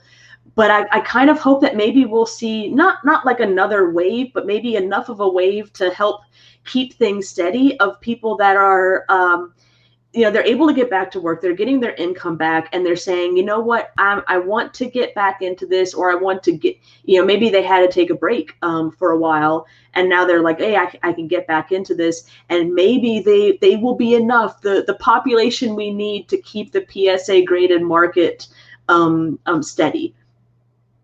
Maybe not for the modern stuff, but like just for the older Yeah, vintage I stuff. don't think the modern. I think it's gonna go down. Yeah. I'm sure of it. I'm seeing it right now. New collectors are taught to trust PSA and what's killing the scam. But the thing is, because when you open packs, right, people always say, "Oh my God, it's a PSA 10, PSA 9," and they don't really go say it's a GCC. I'm sorry, a CG. Oh my God, I can't talk. Oh my God, I guess I can't say. Yeah, they don't really say that, right? Or GMA. So it's kind of ingrained in them, probably by accident. I don't think that they yeah. So that's what I think. I think But yeah. PSA is definitely default. I think Beckett. CGC. There you go. Yeah, I'm waiting for the Beckett proxies, the fake Beckett's to come out now that PSA has them. Because Beckett's always been, if you can get a 10 Beckett, that's worth more than usually a 10 PSA. So that just scares me, is the potential fakes. That is very true. Whew. Let me go towards the question. I'll do anything for $1 fake PSI. Yeah, they are. They are. That's fake. I'm not selling. That is fake. Let me go here. Uh-oh, the comments just refreshed itself. What is going on? What is going on? 1 second, you guys. The thing just totally refreshed itself. Uh-oh. Oh, there you go. It just went back. StreamYard. Woo! Hey, you guys are okay. Sometimes the comments just refresh itself. I apologize if I missed your comments, you guys. I do not do it intentionally. It just cuts off after a while. There you go. So, okay. I think it just went. Uh-oh. Okay, there you go. Woo! Sorry about that, cat. I guess to hide the serial numbers, but I used to laugh at it, but now is a concern. Absolutely. Yeah. No worries. In your next rip and ship, I'll buy some packs. Hopefully you're there for it. What's your favorite set? Well, I'm not too sure what he means by that. The only reason to hide the serial number is to hide the cards where you get it from. If you're making a deal with a collector, you don't want others to know you're getting it. Oh, well, now no. There you go. People are buying PSA. I'm buying. Oh, there's special. How do you feel about the price of modern Japanese boxes compared to English counterpart, i.e., Shiny V versus Shiny Fates? Ooh, that's a good question. So that was always exciting for me as a collector, that I could buy 6 boxes of Japanese, and I think you guarantee like 2, or I think it was like you get 2 EXs and maybe like 1 full art, maybe. It's like 3 ultra rares in a box. For the same price of like 2 English booster boxes, and the rates were not guaranteed. So I've really always loved that. It was a good time in my life when I could afford to maintain like collecting the English stuff and buying several boxes of Japanese, because you really felt like you were getting your money's worth on the Japanese boxes. And technically, you would be paying more than even what their Japanese retail was, and cost to export it, and tariffs and all that stuff. So while I don't know the prices on them right now, I assume it's still probably the same, where a Japanese box is cheaper as far as comparing the numbers or whatever to an English box. Sort of. I went to get a Shiny V box, and oh my God, I forgot what is the Shiny Fates Japanese box, what they're called. I totally forgot, you guys. Anyways, the Shiny V right now is 120. The distributor's pricing was 110. I went, oh my goodness. The Shiny Fates, the counterpart, was it? Oh my God, I can't think of it. Was $325 a box. Oh boy, that's different than what it used to be. Oh yeah, it went. So before I would usually hoard a lot of English. Now I stopped a little bit with, investing in Pokemon. But I'm going back in very slowly, and I'm doing a lot of Eevee Heroes, right? I'm buying a lot of Eevee Heroes. And the distributor's pricing for Eevee Heroes, woo, they went up. I went up, and I think, whatever, part of the greed, but that's okay. You know, it is what it is, right? It's hard for them to get it too, at least I think. So I went up, and in Eevee Heroes booster box is 150 right now. Wow. Yeah. Yeah. So it's nuts. So it is. It depends. So in some Japanese, because they have like the limited they have the limited sets now, like the new limited releases. So what I'm betting on is to, and I'm telling you guys what I'm doing. I tell them everything. I tell my buyers what I do. I go on eBay every day, or almost every day. I just type in Pikachu limited cards, and I just buy them. And I have a bunch of Pikachus. That's it. I stopped buying English Modern. That's what I stopped doing.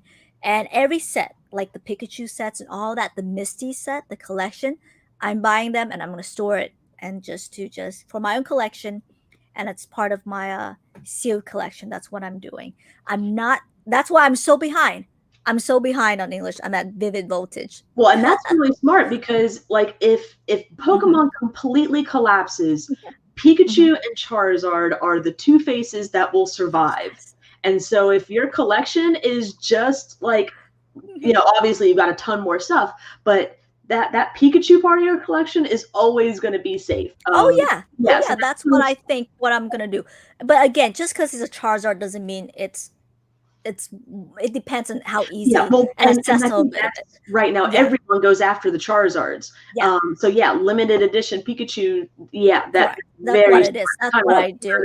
Yeah, like the Hidden Fates thing, Charizard. People are grading it left and right. Just because it's Charizard doesn't mean that's gonna sell. Right. The best comment goes to James. Okay, this is the best question there is. Are you ready for it, Kat?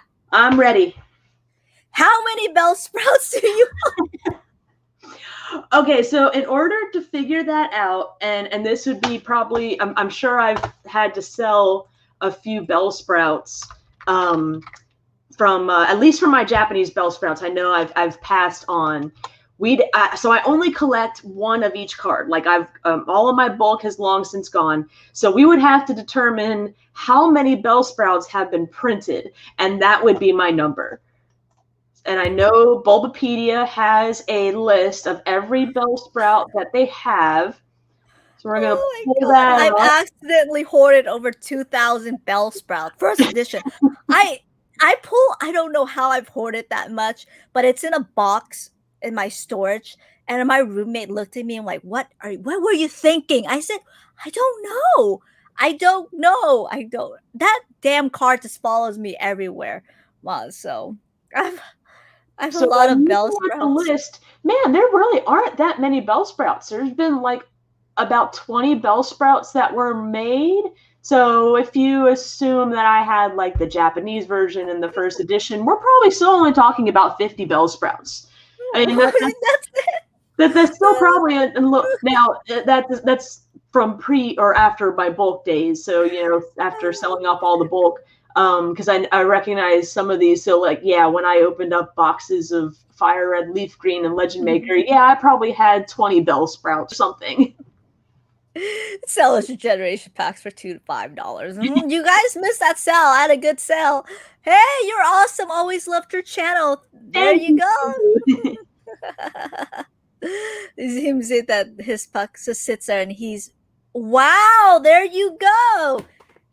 Let's talk about his stuff, and Pow sits there and there is a retrace happening right now. See, that's what I've been telling. I created this channel and I went on a tangent and I went all of this and I didn't even have to look at the numbers. I just know, but mainly because I do finance and I kind of know what's happening with the economy, and I'm like, it's gonna happen. It's it's based on my experience, based on what I do. I just kind of know, and I always tell people, and people are like, you're negative. I'm like, no, I just kind of tell people what I think it is. And thanks for asking my question. Okay, most of the cards are worthy of grading are Wizard of the Coast, and I'm nervous to send them. Have you ever had a bad experience with grading, such as a lost card? I haven't had that personal experience. But we kind of touched on this earlier, where if you're going through a middleman service like Ludkins, that takes away all that fear. They know what they're doing. I'm pretty sure they send all their stuff insured. And when I sent my stuff to Ludkins, I used priority mail, so I knew it was getting in there within a minimum of a few days. I've shipped and sold and traded all over the world. I've had lost packages before. However, I have never had anything lost when I've sent it priority. So I make sure that with my stuff I'm getting graded, I send it priority. Everything's always, even when the post office was running so slow, there were a few times I'm like, oh my God, it's been sitting in this city for 3 days now. What's going on? It should have been there by now. And it's still gotten there. Make sure you package them really well, extra layers of bubble wrap, and obviously all the proper card saver top loader, but they're only accepting card savers now, so no top loaders. But I really haven't heard of any direct horror stories as far as like lost cards. I'm sure they're out there, especially I have. People sending directly to PSA. I can see like the mail just losing them. I don't know if I've heard one about like someone going through Ludkins or something like that where no, not at all. Not at Ludkins. I highly recommend that. Yeah. Graded gem.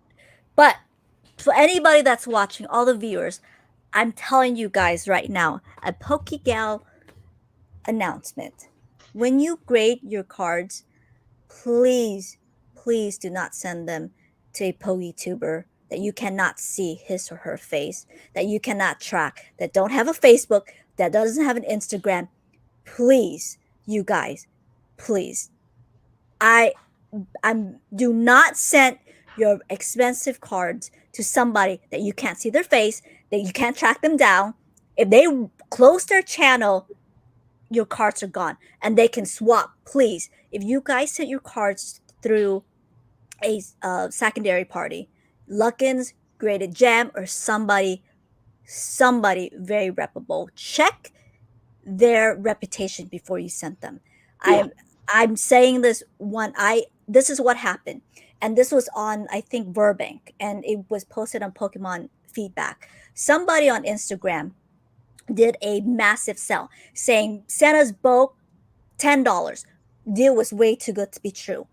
People, new collectors, were sending him thousands and thousands of cards. He closed his Instagram account. The guy disappeared. Disappeared. And it happened last year in June. I remember this because I remember that, and it went crazy on Instagram.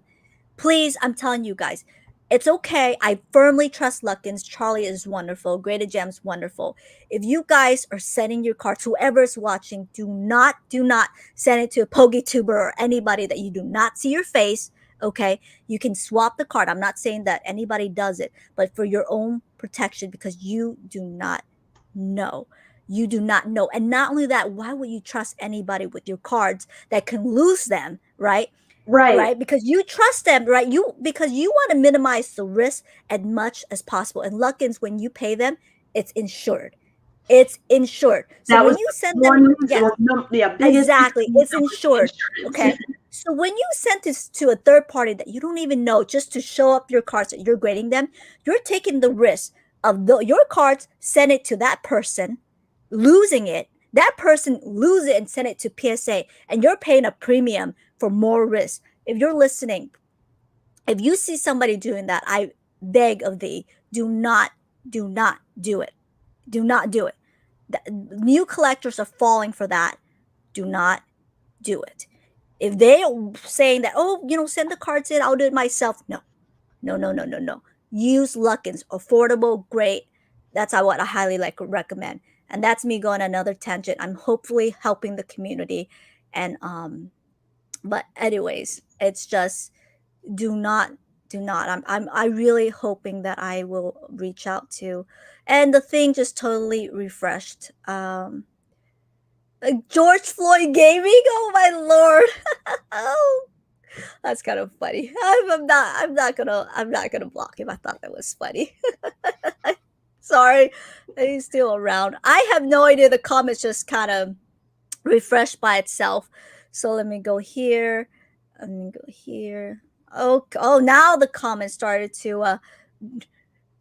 No one cares about people's collecting I journey saw more that than one. I was like, PokeGal. oh my No one Pokemon. No That one was preaches the more. good thing about the community. Yeah, No one cares.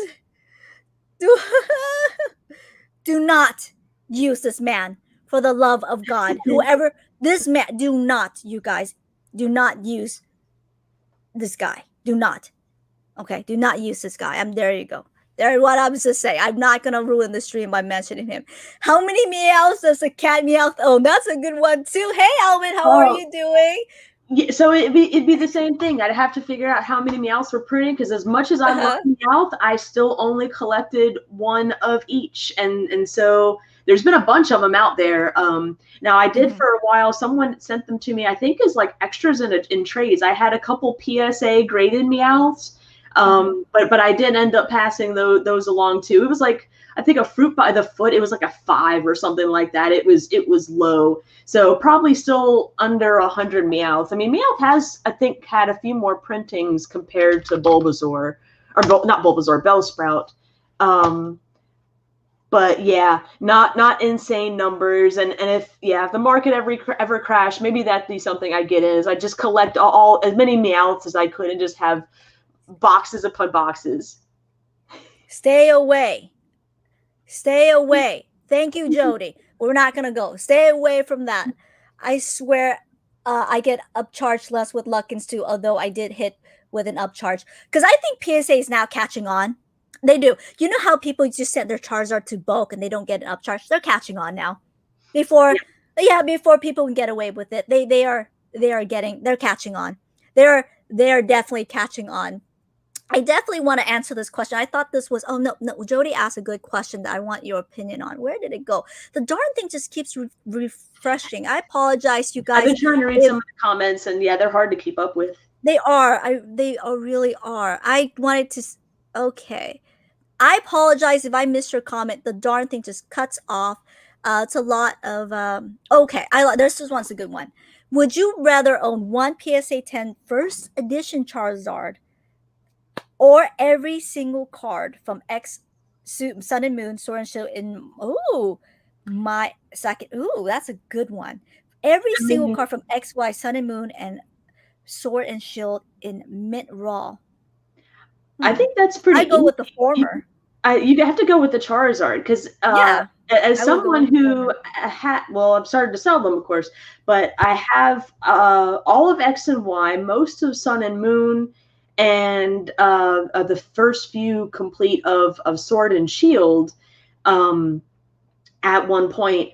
And if someone told me, hey, I'll take these 3 blocks of sets and give you a PSA 10 first edition Charizard, it'd be like, well, when can you come by and do the swap?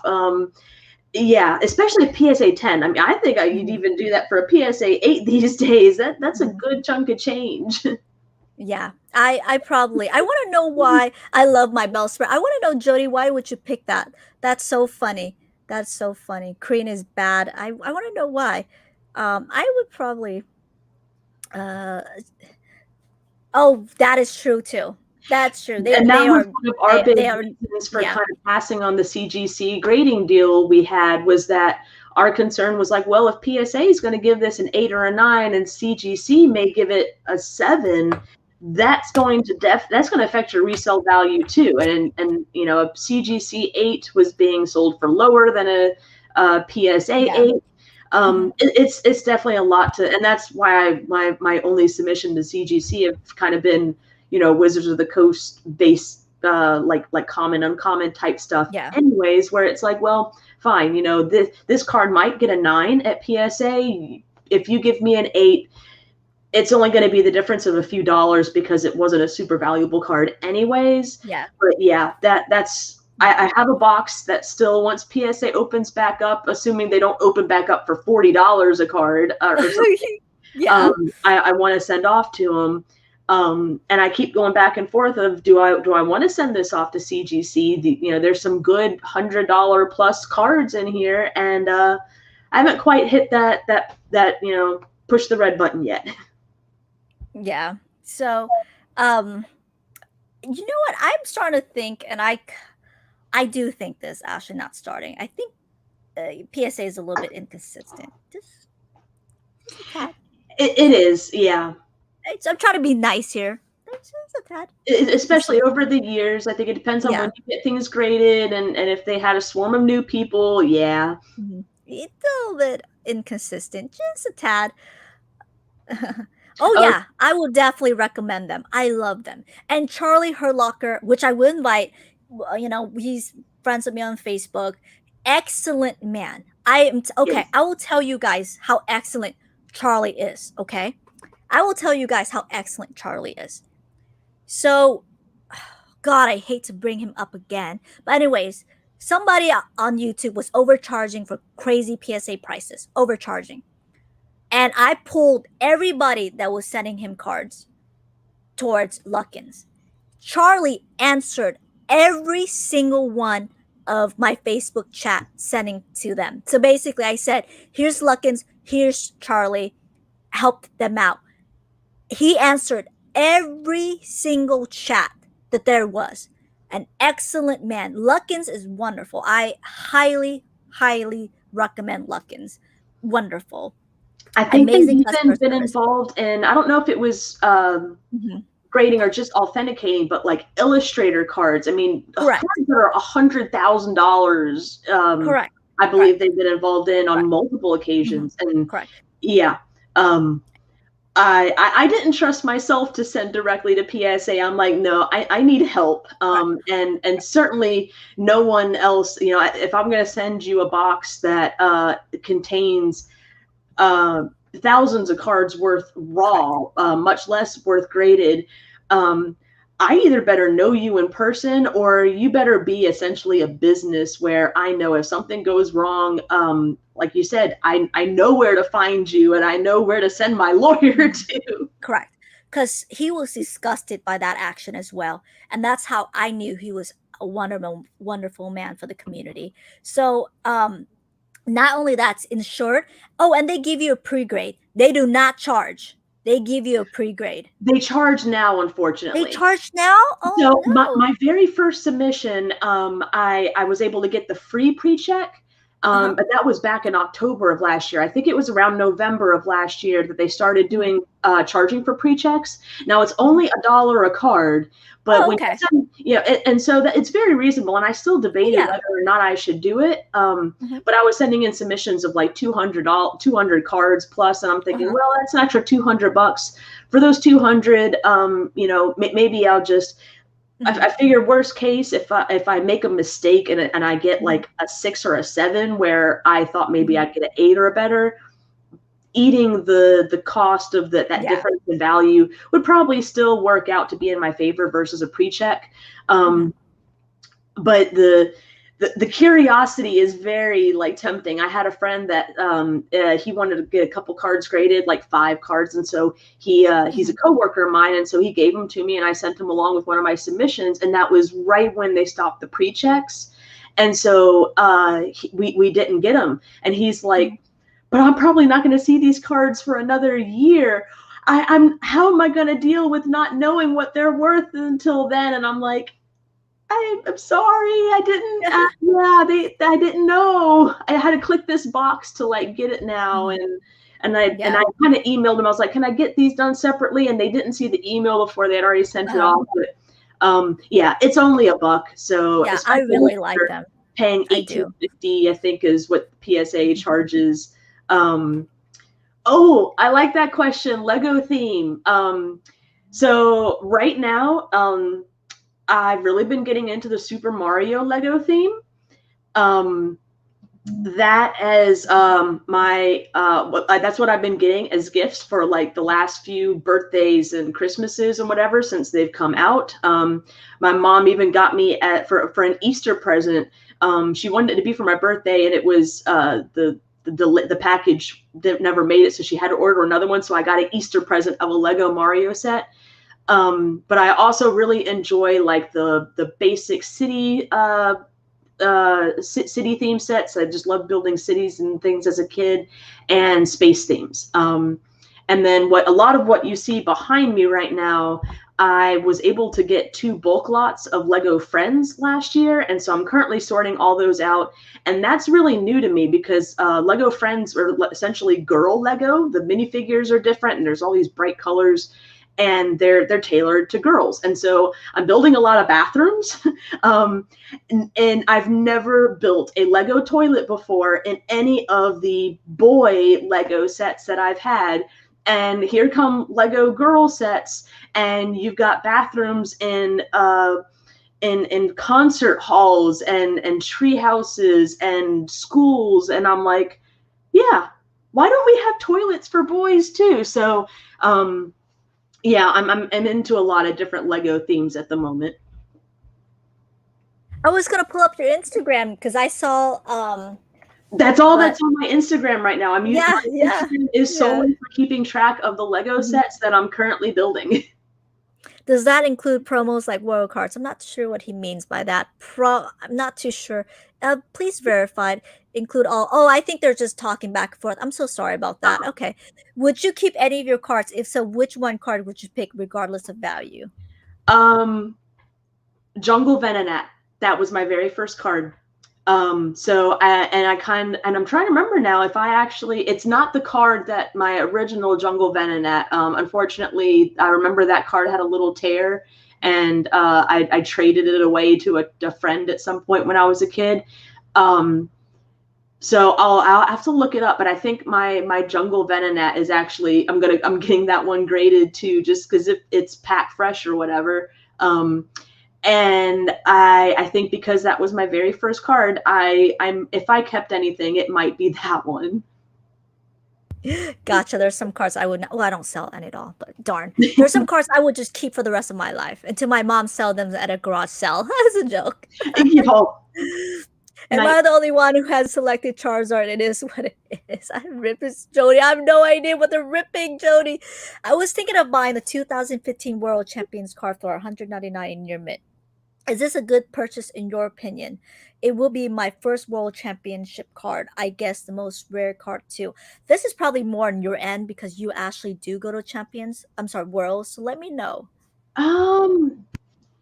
So I'm guessing you're talking about like I know 2013 I think was like the tropical winds were 2005 and around that time. Tropical Beaches, I think, were early 2010s. Champions Festival, I think, was started in 2013. So I'm guessing that's what you're talking about, are the like when you win or place high in the competitive scene, even in BG's the video games, you're awarded a card. I honestly don't know what the prices are on 2015. I know like my 2013 I think are a few $100s in not so perfect condition, so that probably is a reasonable price. Yeah, I'd honestly have to look up like just my quick go-to would just be the eBay's completed listings and just say, you know, what is that card actually going for. But yeah, I'm guessing that's what you're referring to, but maybe it's something a little different and more rare. Gotcha. Z's here. Oh, I made something for Z. I want to show you what I did. This is what I do when I'm bored. You probably won't get the reference. Look at this. There you go. Look at what I did. Oh my God. This is what I do to my audience. I troll them, but they still follow me, which is the weirdest. They still follow me. That's what I do. See, there you go. Thank you. No, there were bots. They'll come back. I had someone botted my channel yesterday. I'm like, come on, dude. Can you like at least bot for another week? Come on. Right. I'll get there. Jody, can you please go to the Cat's Meows Facebook because we're multi-streaming? Can you drop a link to my YouTube on her chat? So please subscribe, you guys. I have so many great guests coming up. I'm so happy. And let me go here, please. Kat, have you seen the Zelda Castle logo set that's made into the next qualifier round? No, I haven't. How do I Google that? Tell me what to Google. I want to see that too. You probably just Google Zelda Lego set. Really? Okay. So I know there's like Zelda. this whole Uh-huh. creator series. So I'm That's it? considering getting this. It's a Winnie the Pooh set that Oh, you. you know what? Share your screen. Share your screen. I'll just stop share. Share your screen. We did this yesterday. We practiced. Share your screen. Maybe this is it. If I type in qualifier round. Oh, we got comments on Twitch, you guys. No, they're not showing up on chat, you guys. So we're streaming on Twitch, her Facebook, I'm sorry, Twitch, her YouTube, my YouTube, and my Facebook. And you know what we're going to do next week? We're doing on Pokemon World. That's how crazy this channel is going to multi-stream. Oh my lord. Everybody's going to get tired of my face. They'll be like, this girl. So we're going on. Share your screen. Let me know. I want to see that as well. There you go. I'm wondering. Yeah, I think this is probably it. Yeah, and I don't know if I can zoom in on it, but it's got a 10,000 supporters. So I know kind of how the creator series works is that people submit things, and then Lego decides if they actually want to take that and build it into a real set. If they do, I'm gonna have to get this because right now, the Winnie the Pooh set, which would not be nearly as epic as a Legend of Zelda set, is like $100. And I'm trying to decide whether I want to drop $100 on a Winnie the Pooh Lego collector set. But yeah, I think this is it. So this seems super cool. I love the idea of a Lego. I love that you flip it around and you get like the village kind of in the back. And no, this is amazing. Thank you for pointing this out. Yes. Unfortunately, I'm not able to drop the link on Cat's Meow channel because I'm not a modern channel. Otherwise, I would. Oh, darn. Oh, Okay. Oh, I did not know that. I'll probably go and drop that link. I don't know. That's strange. That is strange. But you guys, since it's 2 hours and a half, I do want to disclose there's a nice giveaway. Kat, what are you giving away? There's a nice giveaway. Oh, I'm trying to remember what set it was from. The Azumarill from Neo Genesis. Oh, do you card. have the card? Oh, it is in the mail to you. Oh, it is. Oh, I did not know that. You already sent that. Okay, so there's actually going to be 2 cards. So we are going to you know what? I can pull up my Facebook. Okay. So she shipped it to me. So you guys, let me get this out. I'm going to share. I'm going to get that card. Let me go here. Where are you, Kat? There you are. The second half of your Japanese cards were sent out this morning. Oh, I'm so excited. We're going to open that up on live stream. Okay, so Kat graciously donated this to the stream. So there's going to be a giveaway. Of course, there's always giveaway. I love it. So let me go here. Let me share. Okay. So you guys will get this card. Okay, she's sending it to me. If you guys win, I will ship it anywhere in the world. Okay, anywhere on me. You guys will get that card. And for my giveaway, you guys get to pick either one of these. You get to pick Misty, Tentacruel, Slow King, or Articuno. So you get to pick. So you basically get 2 Wizard of the Coast cards. So, but I'm going to make sure to get the comments. We do the giveaway at the end of the stream. Let me go. Very nice. Let me double check. Okay. So they're not showing up. I think the comment section are a little bit crazy right now because I think we're multi-streaming. So there you go. If I win, I can't wait to get the card in the mail. You guys are really, really, really funny. Let me go here. Pog. I do like Pog. Enjoy your live stream with Bell. Just sub. Perfect. That's really nice. You guys, if you guys are from the Cat's Meow channel, please go to PokeGal's channel, which is my channel. Please sub and subscribe. I have fire coming up. If you guys, we do live rip and ship at reasonable prices. I'm buying a lot. I'm doing Eevee Heroes. I took about 25 pre-orders for Eevee Heroes. So I'm telling my distributor, I want it all. Remember I told you what I paid? That's what I paid. That was what I paid. I want it all. So hyped. Hey guys, you guys. So we are going, so there's there's 50 viewers, and this is not included on Facebook and Twitch. So we are hello Zeers Tears. Oh, did I make Z go away? He did. He left. But if you guys are, it is PokeGal. Just do like and do. I am not at a. That's probably bots again. I am not falling for that again. Stop. I am not falling for that 1,000 sub again. It's probably going to disappear tomorrow. So I'm not falling for that again. So that's really funny. But Kat, it's my turn to ask you a couple of questions. Okay. So it's my turn to ask you a couple of questions. First of all, may I disclose your daughter's name? Yes. How's Alex? Alice.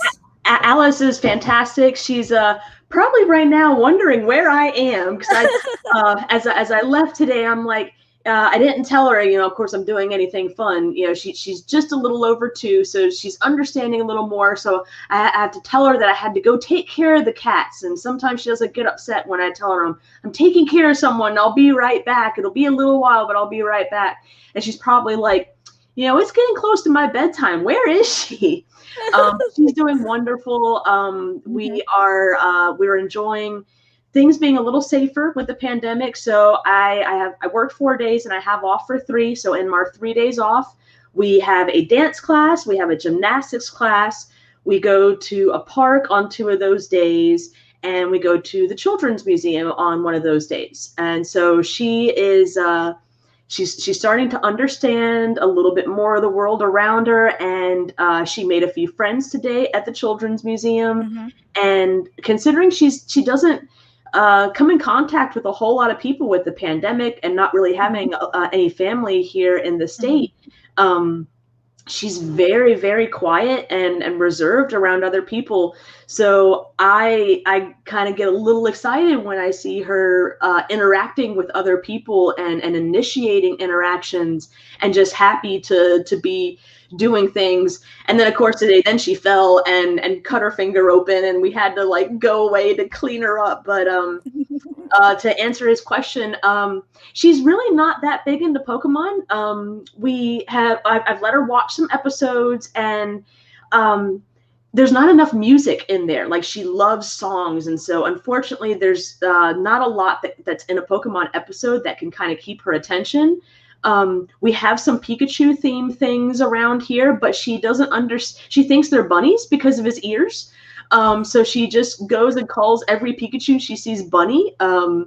So she's really not too into Pokemon right now, and I don't know if that's going to change as she gets a little older. I am more than happy to support any Pokemon desires that she wants. But right now she is all over the place. Winnie the Pooh's a big one. Baby Shark, Coco Melon. Of course, if you have kids, Coco Melon is always playing. But anything with a song, she's always on the move, and doesn't quite have the patience that a Pokemon episode requires. That is funny. Like I said, you guys are from the cats, because we have 53 people watching. So that's just on YouTube, and it's on Facebook and Twitch. If you guys hop over to YouTube, subscribe to PokeGal, that will be really, really great. We will get that. We will get there. We will get there. So I'm pretty excited. I uploaded a video. I had to make it private, but it's going to go back next week. I guarantee it. We're going to hit 1,000, and then that Bellsprout's going to twerk on Drake's face. That was made by accident, you guys. I paid an editor to do it. I loved it. I watched it. I said I loved it. And I'm going to show that video in a little bit, but please come over, do subscribe. And I hope to meet everybody as well, right? I love to meet content creator. I'm going to reach out to Basic Trainer. Basic Trainer, if you're still here, I'm going to reach out to you. I love to meet content creator, and I think that was really, really great. Oh my God, here's a fantastic comment. Check this out. Now they're trolling me. I love it. Look at see, we troll each other. This is what. So, my mom, I made a joke because I saw my mom for Mother's Day. The first thing, she didn't say, how are you? You look great. She goes, where's grandkids? I need grandkids. Oh, no. That's what my mom does. All right, we want to be respectful of your time. Last minute question, because she needs to go back to her daughter. Any last minute question, please let me know. So I'm going to do something real quick, and we are going to do the giveaway. Let me go here. You've got furry grandkids. That's all that you need. Oh, I I parents with have for so cats as long. grandkids, so I think my mom will be very happy. We are almost there, you guys. We are almost about 70 more subscribers. Get more there. We're gonna hit that 1,000. What? Where's grandkids? I'll be working. If you guys can please like, share the video, that would be really great. If you're on Twitch, Facebook, hop over, subscribe to PokeGal. We will get there. And all right, let's do the giveaway. Cat, pick a hashtag. Pick a hashtag. Hashtag. Yeah.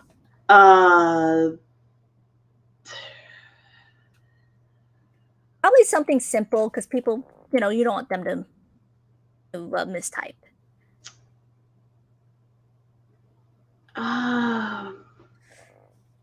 Hashtag Bellsprout. Oh, Bellsprout. There you guys go. If you guys want to be entered in the giveaway, oh, you guys, now Bellsprout's going to be to the moon after this, right? Or to maybe the moon. Should we do Bellsprout twerking?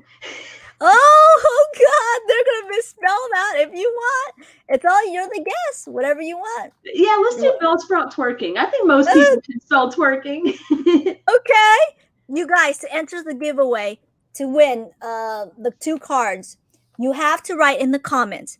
It doesn't matter where you are. Hashtag Bellsprout twerking. Okay, to enter into the comments. So let me share my screen real quick.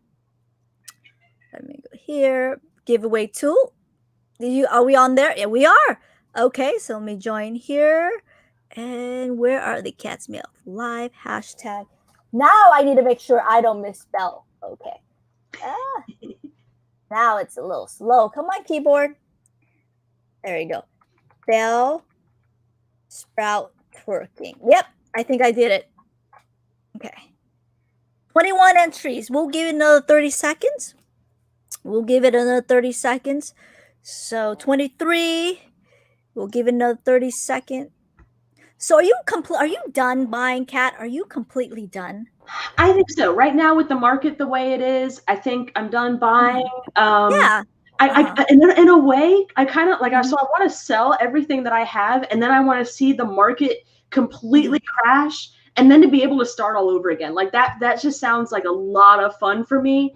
But right now I know the process of doing what I'm doing is going to take so long that I'm essentially buying PSA stuff because as far as sending my money to them to grade what I have. Yeah, exactly. So you think the market's going to crash?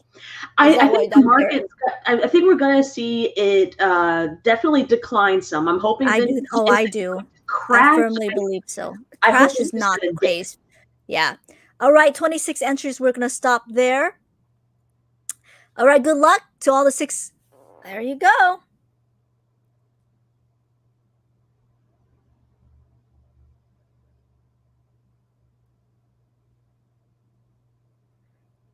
Oh, there you go, Alfredo. I think he's won before. He has won before. He has won. He has a lot of luck in these streams, so he has won before. So he gets. There you go, Alfredo. Are you still here? I think he is. He's a really good member of the stream. Let me exit. There you go. Where's Alfredo? There you go. There you go. So let me turn this on real quick. 1 second. So, because I'm going to go here. I do think so too. And I'm waiting for the market to stabilize. And I think the economy is opening up back again.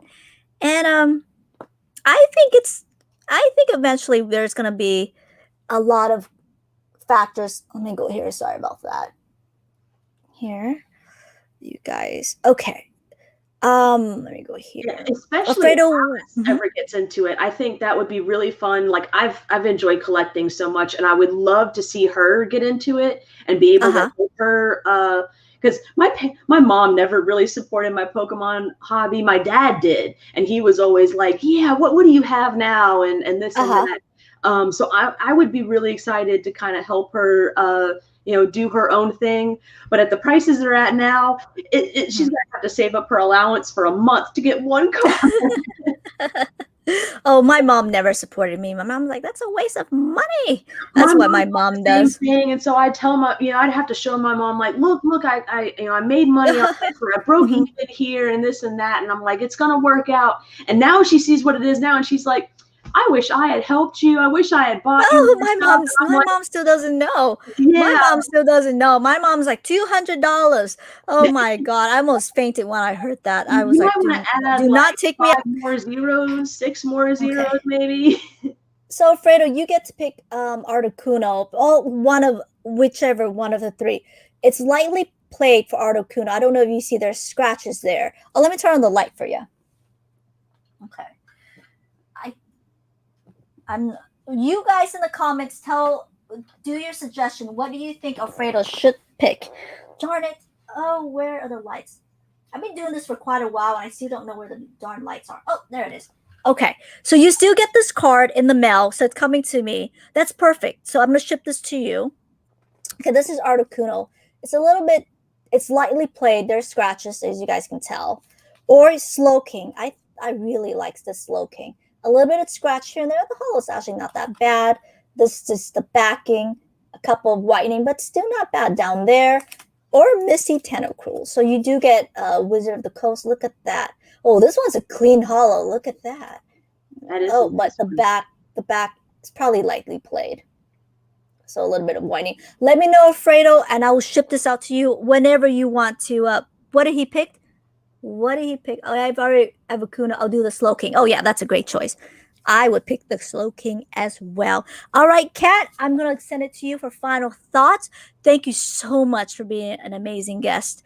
And I'm gonna remove this, and I'm gonna do final thoughts and give you full screen. And let me 1 second. All yours. Final thoughts. Thank you for having me. The first interview was fantastic. This has been so much fun. I don't really have a lot of people, like I type chat, to a lot of people about Pokemon, but it is really cool, like actually being able to talk about it out loud and bounce ideas back and forth, and seeing all the interactions with all of these fantastic followers and some amazing questions that I really had to think about. So this has been so much fun, and thank you for letting me be a part of it. And best of luck to getting your channel bigger, getting your site going great, and yeah, you're definitely a person that's going to pass along a lot of these cool experiences and things to the people that hang out with you. So like the live rip and ships, that's going to be a lot of fun. So I'm very excited to see all the stuff that you're going to be doing next. Thank you so much. Oh, I switched myself. There you go. Thank you so much, Kat. You know what, Kat? If you guys go to Basic Trainer, perfect. We'll be in contact.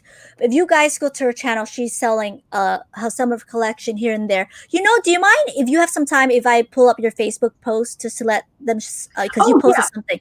Let me do that real quick. I'm mostly on, like, I think Verbank is, I think, the big one I post to. Yeah. I try and cross post it to like Facebook Marketplace, and there's a couple other random Pokemon groups I'm in. But yeah, I'm slowly, like, it's very slow. I make 3 posts a week, and most of that's usually just updating groupings of cards like hollows and rare reverses and things like that. So it's very slow going. I try and get prices below what eBay's completed listings are.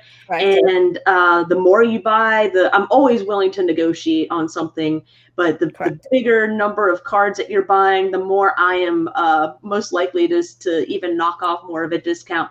And like kind of talked about earlier, once some friends that I've made, I'm tempted, especially repeat buyers and things like that, I'm tempted to give even more discounts just because I like seeing my collection. Like me. Yeah. I've made a little note to myself of, okay, start going through, like, what Japanese stuff I have left that you might be interested in, and give you dibs on that before I post anything. So this is where every time I said Verbank, okay, so this is where I usually do most of my shopping. I know people have different opinion about Verbank and Pokemon World. I do. If you put all the opinions set aside, it's actually a really great marketplace filled with a lot. This one has 40 1,000 members, right? And this is where I go and I looked when I hunt for Pokemon cards. And I can tell, look at all the slabs, all these cards, they're doing claim sales, right? Some of it sell, some don't. $3. This is where I do my crazy collecting. Whatever I need, someone posted exactly like this guy, $2 each.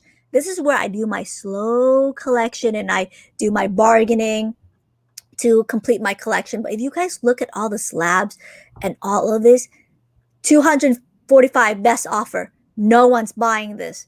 Look at all the slabs that are coming back. No one, not to put anyone on the spot, so that's why I move it really fast. I don't want to show anybody. But look at all this.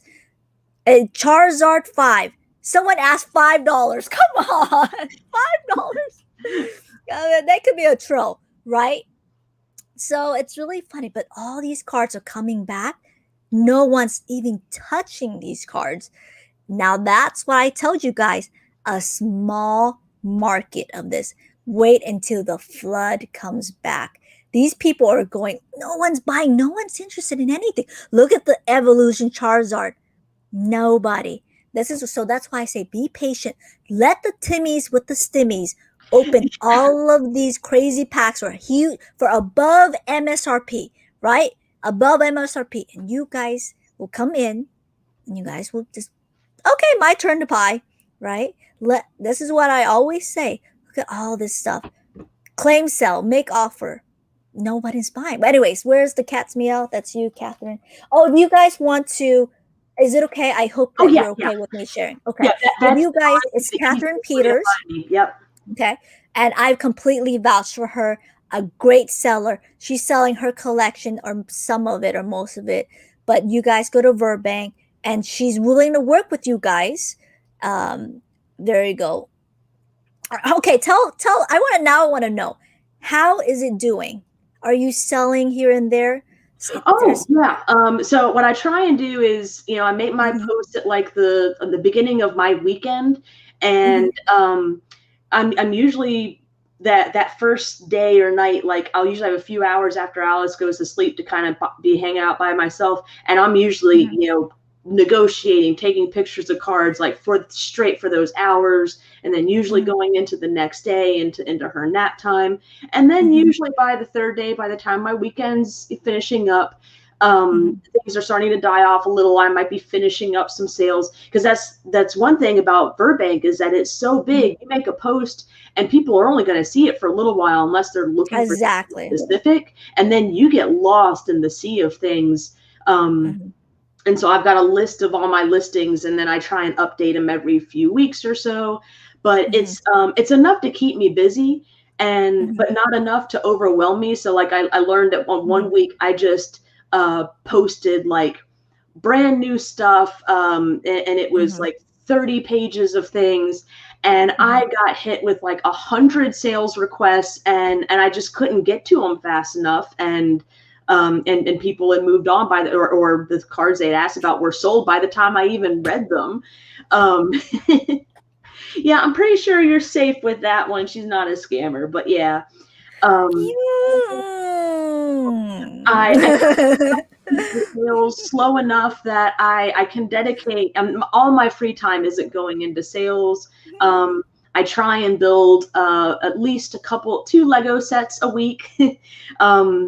One new one and one from my bulk lot, and try and work on things. So I kind of don't want to flood the market with all of my stuff and be too overwhelmed. But I'm very happy the way sales are going, and usually I've got a couple big sales, one or two a week that I'm in negotiations with. So or have you're actually not the first one to want to buy a huge chunk of things and just essentially make payments on it.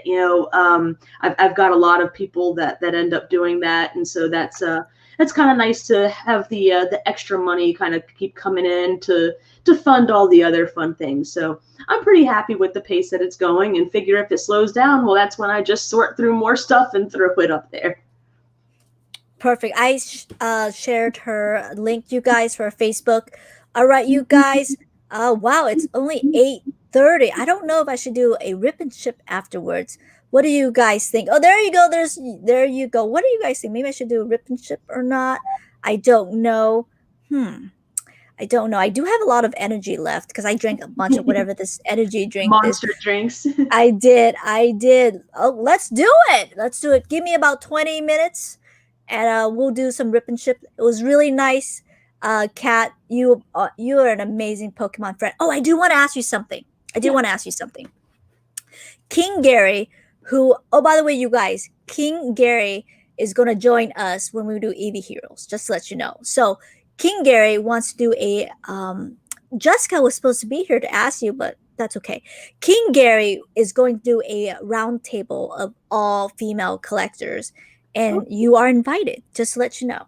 That's really really fun. Yeah, we are reaching out to, it's going to be me, Jessica, you, of course, Super Danny, Frosted Caribou. So it's going to be everybody for female collectors. And he's going to be the moderator, or Jessica, both of them is going to be the moderator. So we're pretty excited for that. And, but anyways, so if you guys do, please, on my channel, go sub to the Cat's Meowth. If you're from the Cat's Meowth, go sub to my channel. We greatly appreciate it. We have been, you directly message her on her Facebook if you guys want to buy something. So I much that. So anyways, you guys give me about 20 minutes. I'm going to go wash my face and we will go from there, and take care to you, Kat. Thank you we'll talk about soon. Bye. Bye. You can just exit the thing, and I'm going to talk to everyone real quick. All right, you guys, thank you so much. I think that was a very successful stream to multi-stream. Unfortunately, Twitch comment did not show, but that's okay.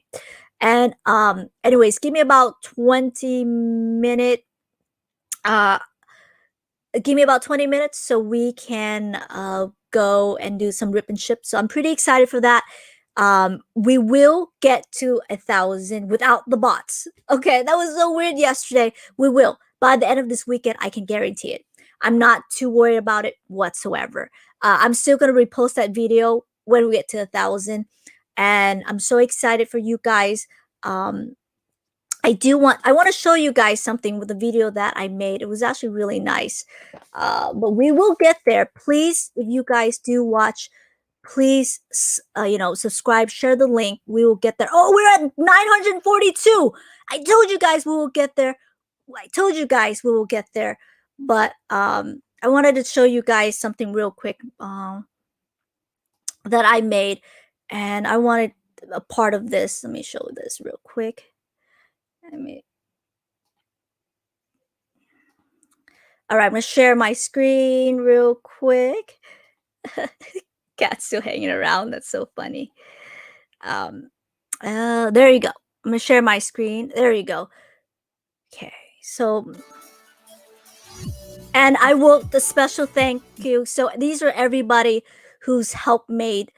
So I thought Jody was already a mod. I apologize. That's what I realized he wasn't, because I don't ever pay attention. I just do StreamYard.